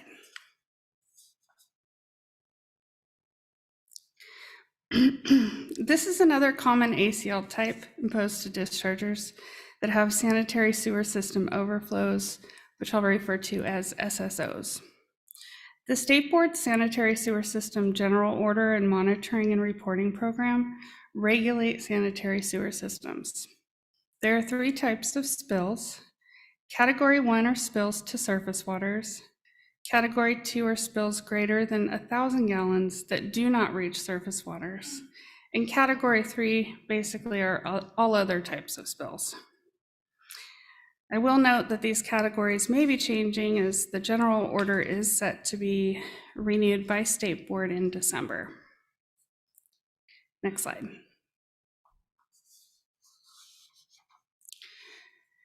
SSOs are discovered by board staff in a number of ways. One such way is by receiving a complaint from a municipality, other agencies, or the public. In addition, operators must report SSOs to the Office of Emergency Services within 24 hours of the spill. Also, the general order requires monthly reporting in our database called CWIX. Legally responsible officials certify monthly reports by either indicating no spill reports or they report spills that occurred in the previous month. Next slide. I'll discuss the details of the settlement reached in 2021 with the Sacramento Area Sewer District. So with this ACL, we only assessed category 1s. If you recall, those are only the spills that they discharged to surface water. Although there were category 2 and 3 spills, we decided to stick to impacts to surface waters. The violations are broken up in a number of different ways for a number of different reasons. I'll try to briefly explain. Violation 1 was a 489,000 gallon spill to a tributary of the Mokelumne River. A lot of times when collection systems have very large spills, which we consider over 50,000 gallons, it triggers board staff to go and look at the record for that collection system and see how they're doing, how they're operating over time, if they've had any other large spills or a number of spills that should be basically brought before the board and reconciled due to the volume discharged to surface waters. So that spill in particularly triggered this ACL. Violations 2 and 3, approximately 144,000 gallons of sewer overflows to the American River watershed. So as you'll see, we broke out 2 and 3 and 4 based on spills to the American River watershed versus spills not to the American River watershed, as they have different sensitivities in their habitats. And so the factors that Yvonne was discussing resulted in different numbers, different thought process for staff. Violation 2 and 3, the reason those spills were split into 2 and 3 is because the enforcement policy was updated halfway through the period that we were looking at the spills. So what that did was it resulted in different penalty calculation factors under the 2010 policy versus the 2017 policy. Violation 4 was a total of 435,000 gallons of overflows outside of the American River watershed. In this case, even though the time period spanned over 2 policies, when we did the calculation, the factors did not change based on the policy changing, so we got to get away with 1 violation. Obviously, when you break up more violations, it's more work for staff, so we try not to. Anyhow, so we did negotiate a $630,000 payment for these spills. This penalty is reasonable considering the size of Sac Area Sewer District. So the size of their system, along with the number of spills per mile, is actually not that great. And our CWIX database, if you go into it, you can look at any collection system, and there are factors that database will give you to kind of tell you per mile of sewer system how they're doing. So they're not all directly comparable. In addition, this discharger spends a lot of resources to maintain their system. They always are very responsive, cooperative, in line with the enforcement factors that Yvonne was pointing out. And so, we work with them to resolve the spills as they know they have to, but, they do a pretty good job overall. They just get a little bit of the brunt of it just due to the size of their system. And they're very good about taking corrective actions, updating their sewer system management plans, that sort of thing. So, next slide. Carrie, could I ask you a question on that one? I'm kind of curious what causes these spills. Are they PO2W upsets, or are they rain-related events, or just maintenance? They're usually due to oil and grease or blockages, sometimes lift stations that get backed up and overflow, but mostly just, honestly, oil and grease is the biggest. They have a really good maintenance program. They really do. They have it outlined in their their compliance program, their SWIP.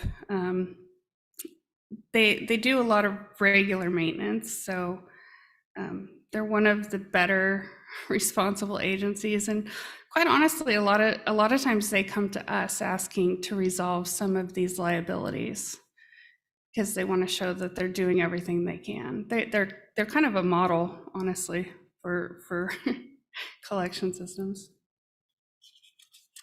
Thank you. So regional board staff, this is the last case study I'm going to talk about. This is more along the construction stormwater side. Regional board enforcement staff have a slightly different process for settling most of our construction stormwater cases, which we call compressed ACLs. I'm going to list a few differences between the regular ACL versus a compressed ACL, but the bottom line is it's less resource intensive. And the reason it can go that direction is because the evidence is very compelling. So there's not a whole lot of arguing that goes on. So in a compressed ACL, one of the things we try to identify are relatively short duration violations, but severe enough violations to warrant a penalty. Full ACLs, typically we look at longer term violations and dischargers that are recalcitrant on a normal basis. Compressed ACLs are designed to settle. Again, we're trying to reduce the resources and but also make a statement to the other contractors that you have to all follow the rules along kind of in line with the consistency that we're looking for in applying the enforcement rules and policies. Full ACLs can be settled, but they can also end up here before the board, which, as I mentioned, can be a lot of work for staff. Compressed ACLs only include violations that are indisputable, mostly because of photographs, which I'll show you in upcoming slides. Full ACLs can include all violations that sometimes have less evidence, maybe a little more speculation, a little more modeling, theoretical calculations involved. Both of these ACLs use the enforcement policy steps. And again, compressed ACLs, usually they're just less effort, less time consuming, can be settled pretty quickly. You'll see in a minute. And then sometimes you go to a full ACL with a contractor and it can take years. So next slide.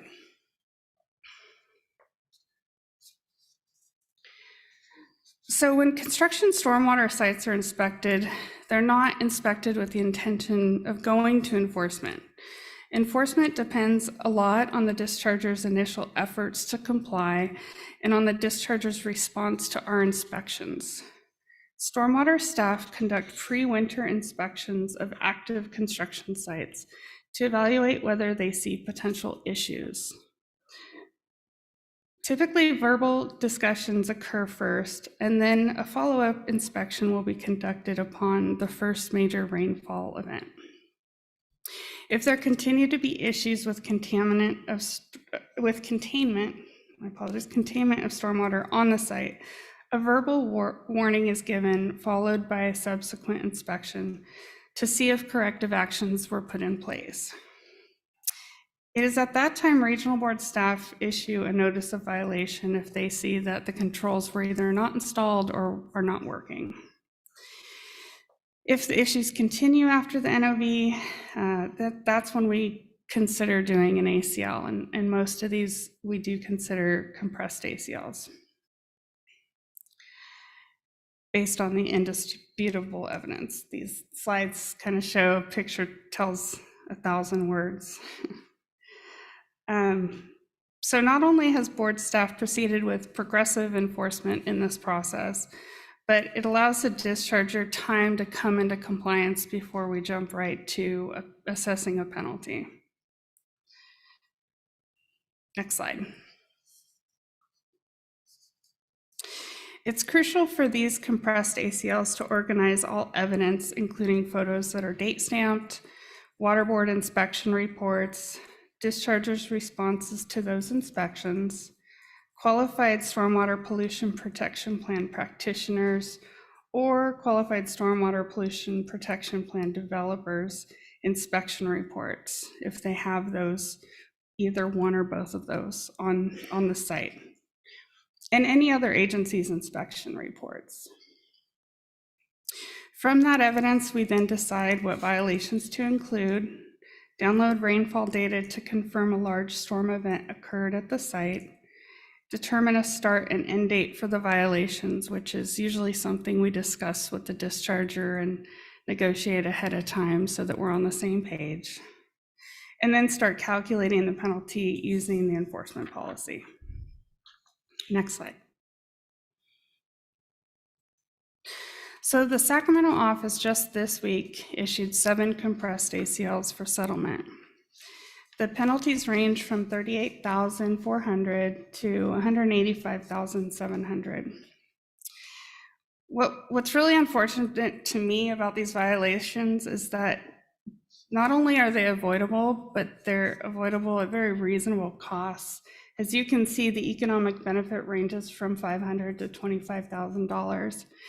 And so one of the reasons we wanted to get these ACLs out and issued before the next storm season is so other contractors can see we're trying to make a fair playing field, that we are watching and, we are going to notice. And if you are a contractor that saves $25,000, you might get a $185,000 penalty. So, the most common violations for these sites include discharging stormwater without implementing best available technology or best control technology that's economically feasible for them and the site. The other is not implementing erosion control best management practices on active areas during rain events. Next slide. All right. The really exciting part, the numbers. The last topic I was going to talk about are how targets are established for compliance and enforcement. For each of the programs listed, an inspection target or a goal is established each fiscal year.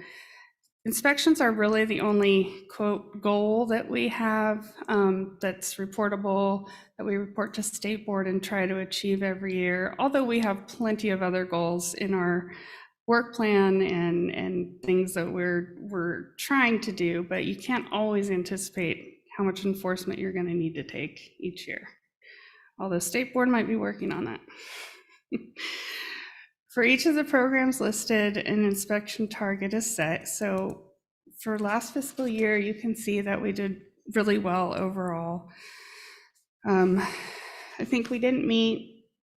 So for MPDS, we didn't meet the major facilities inspected, but we exceeded minor.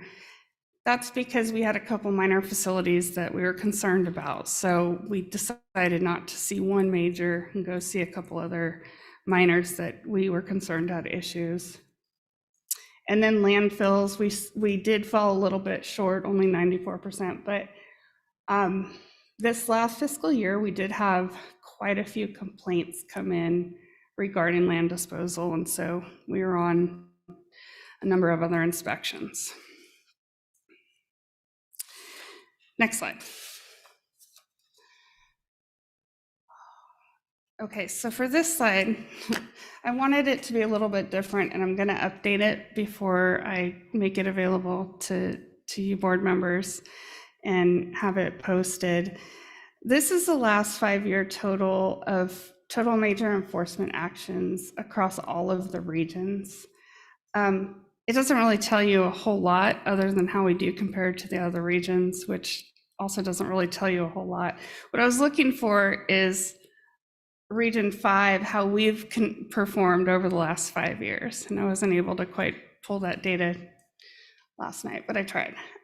So that'll be updated. But as you can see, I mean, major enforcement, we do pretty well. Again, I don't think it's really a matter of comparing to the other region, more comparing to how we do as a region, as we are a larger region. and resources and all kinds of other things. So I will update that. Okay, next slide.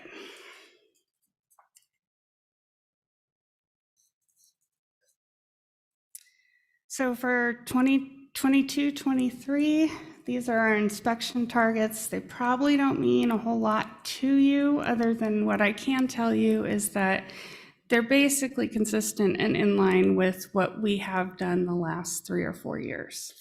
So there's not a whole lot of variability amongst the programs that I saw changing. We are hitting a little bit of a higher goal for the MPDS major facilities, and that's because we have a commitment to inspect those facilities on a more regular basis than other facilities, including the minors. So, next slide. More inspection targets. So again, as I told you, I don't oversee all programs, but here's site cleanup program and underground storage tank. They report these targets to me, so this is their expectation for what they're going to inspect this next year. Again, much in line with what I've seen over the last few years. Next slide. Oh, last slide. So that's a little bit of information about the compliance and enforcement program for Region 5. I appreciate your attention, and of course, I'd be happy to answer any questions you have. But cannabis was covered, so. I just have one comment, Carrie. I under the compliance and enforcement data, staff is to be commended for, in most cases, exceeding the total tracking goals that you had laid out. I mean, considering the times that we're in and the tremendous pressure of how you guys have had to adjust your work schedule, you're still meeting your targets and exceeding in most cases. So kudos to the staff and all the work that you guys are doing. Yes, thank you. I mean, I feel lucky in that sense because staff have been wanting to get out of their homes for some time now. So, you know, they do have the privilege of going out, and staff are they coordinate a lot with dischargers to make sure over the last few years, you know, everybody's comfortable and what level of, you know, protection needs to be taken. So masks have been used, driving in separate vehicles, social distancing, all of that has been part of it, but seems like we're getting back to normal these days. So Thank you, Carrie. I was going to say the same thing. It's very commendable. You guys are able to keep up your performance with all the challenges out there. There's probably a lot of strings to pull to just communicate with your staff when they're working from their homes or they're on the road. So great job. Look forward to getting a copy of that presentation. And also Yvonne's, I assume we'll be able to see that one later. yes. Great, thank you. There are excellent numbers there. I will say that one thing that the executive management team works a lot with Carrie on are those metrics. Because I think the challenge is, you know, the metrics are only good for so long, right? And we put out an idea of inspection targets or certain inspection numbers. And we want to make sure as we continue to look at those metrics that they measure what they're supposed to be measuring. You do see, you know, some when the objective in other regions was, well, we got to have more enforcement actions, or we have to have more inspections. You see the inspection numbers just skyrocket, but the question then becomes: is that really accomplishing, you know, what we are set out to accomplish? And I think in the enforcement context, it's probably one of the hardest programs to devise metrics for. You know, when you get a permit across the line, that's an easy bean to count, box to check off. You know, you've got an enforceable tool that complies with all the policies and procedures for a permit. But for enforcement, it's much more nuanced. You know, does an inspection really result in the type of compliance? How much time are you spending in the facility? How deep are you going? Are you catching all the violations? And I think there are some questions when the numbers skyrocket, as they have in other regions. Well, is that resulting in measurable water quality improvements? I think Carrie's done a tremendous job, I think, partially due to her experience working in the NPDES permitting realm for a while, which is one of the most complex permitting programs in the country, of trying to make sure that those metrics do mean something. But that's something that we will continue to consider and replace. And maybe it's not the number of inspections, maybe it's the number of violations per inspection, maybe it's the amount of time that staff spend in a facility, as opposed to doing a drive-by inspection. All those are something that we have to continually juggle and think about and refine so that the metrics change up. Because once you start working for the metric instead of for the water quality goal, then we have problems. I think one of the things that Carrie does, and I think the enforcement actions bear witness to that, is really try and keep those fresh, and try and ask the probing questions of, so you hit 100 inspections. What does that mean for water quality? Did those inspections accomplish the task? And if not, maybe we do 50 inspections, but we spend twice as much time, or change it up a little bit. And I think it's worth it to keep the regulated community on their toes too. That they don't know exactly what they're in for when one of Carrie's teams shows up. That they're really going to be looking at their facility and maybe looking at something new this go around. Good point, Patrick. I think it's also nice you have the flexibility to redirect resources to minor facilities that you mentioned if you have concerns there, and if you don't hit the major facility target for that reason, that's totally valid. So Yeah, I think exactly what Patrick just said. I mean, we try to go where the need is, where we're going to have the biggest effect. And that's why a lot of the construction stormwater and industrial stormwater inspections are so important. The more they're visually seen out on these sites, the other contractors and other industries, they take notice. Sometimes that results in better compliance than efforts going through ACLs. So I have a question, but before I answer that question, I also want to thank you for the data. I work in the daytime as an engineer, so data is very critical for bringing solutions. So thank you. I'm just curious on the spells of to the rivers. How do they typically identify it?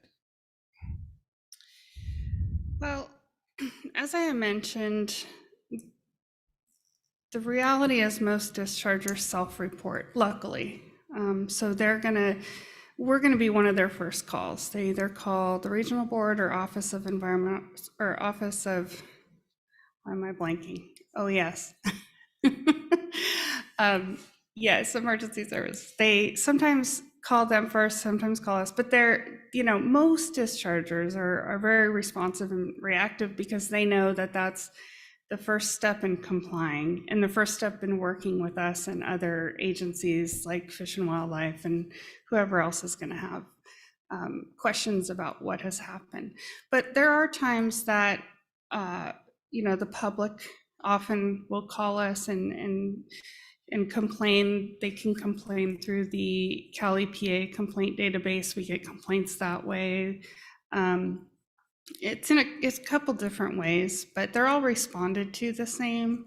A lot of times the complaints that come in through the database or from direct public members are discharges that actually the municipalities are not responsible for. They're usually laterals that are spilling that the homeowner is responsible for, or apartment complex, that sort of thing.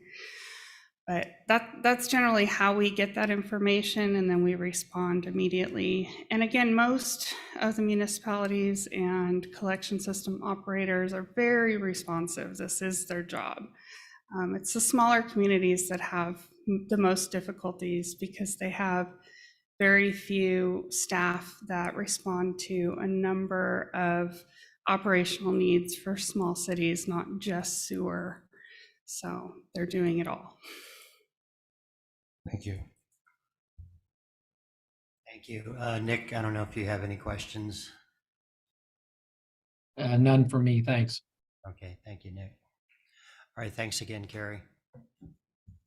And Yvonne, thank you.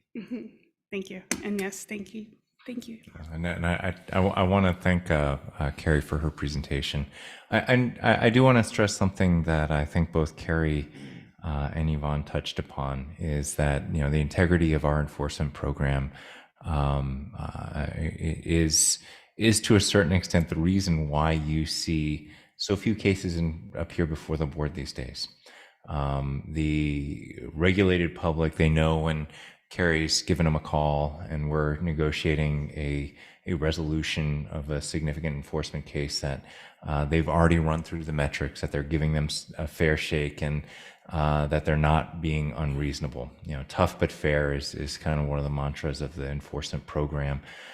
So whereas, I know especially you, Denise, in years past, you'd see a lot of dischargers take their chance in front of the regional board and say, hey, well, I don't know, I don't think, the board's enforcement team has got it quite right.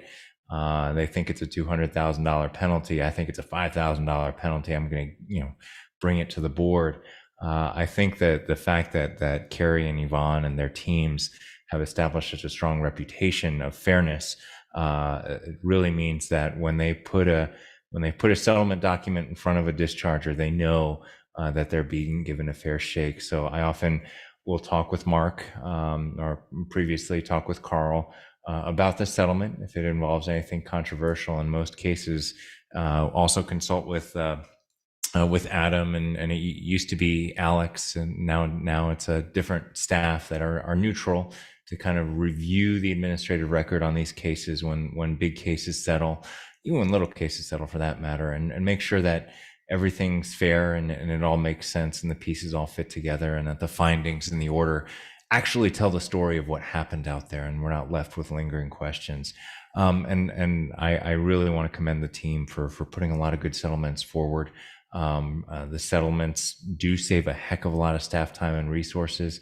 But the case studies show that's indicative of the type of settlements that we're signing off on. Some of them very big, in the millions, some of them much smaller, $12,000, $10,000 or $9,000 for mandatory minimums. But all of them, I think I can absolutely stand behind at the end of the day on behalf of the board. And if I had any question about those would be the ones that we'd be bringing in front of you to adjudicate.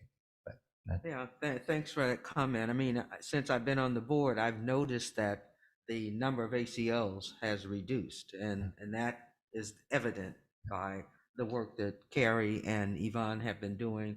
And settlements, I mean, we want to look at the best way to try to resolve the issues. The ACL and bringing it before us is the last step. So where you've had that opportunity to reach a settlement and get the discharges to see where they can be in compliance and extend more to make sure that the work that they're doing is not going to have an impact. I mean, it's great. So I appreciate those comments, and I certainly appreciate the work that Carrie and Yvonne that you're doing, because enforcement is critical. I mean, if we're not making sure that the water quality is there and that discharges are just snubbing their noses at the work and complying, then we have an issue.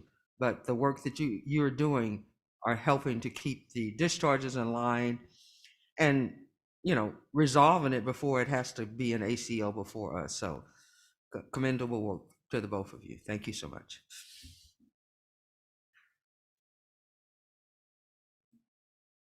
Okay, I think now it's time to mention that I don't believe we have a closed session today, Jessica. No closed session. So with that, I think we're ready to adjourn, unless there's any last comments from anybody. Ready to adjourn. The next board meeting is WQCC, which is the meeting of all the regional boards downtown Sacramento on the 27th and 28th of October. So just a couple weeks coming up. And beyond that, we have a meeting on the 8th and 9th of December. So certainly hope to see you there. Time to have another Christmas party for a change, huh? It's been a few years. Absolutely. Okay, thanks, everybody. questions.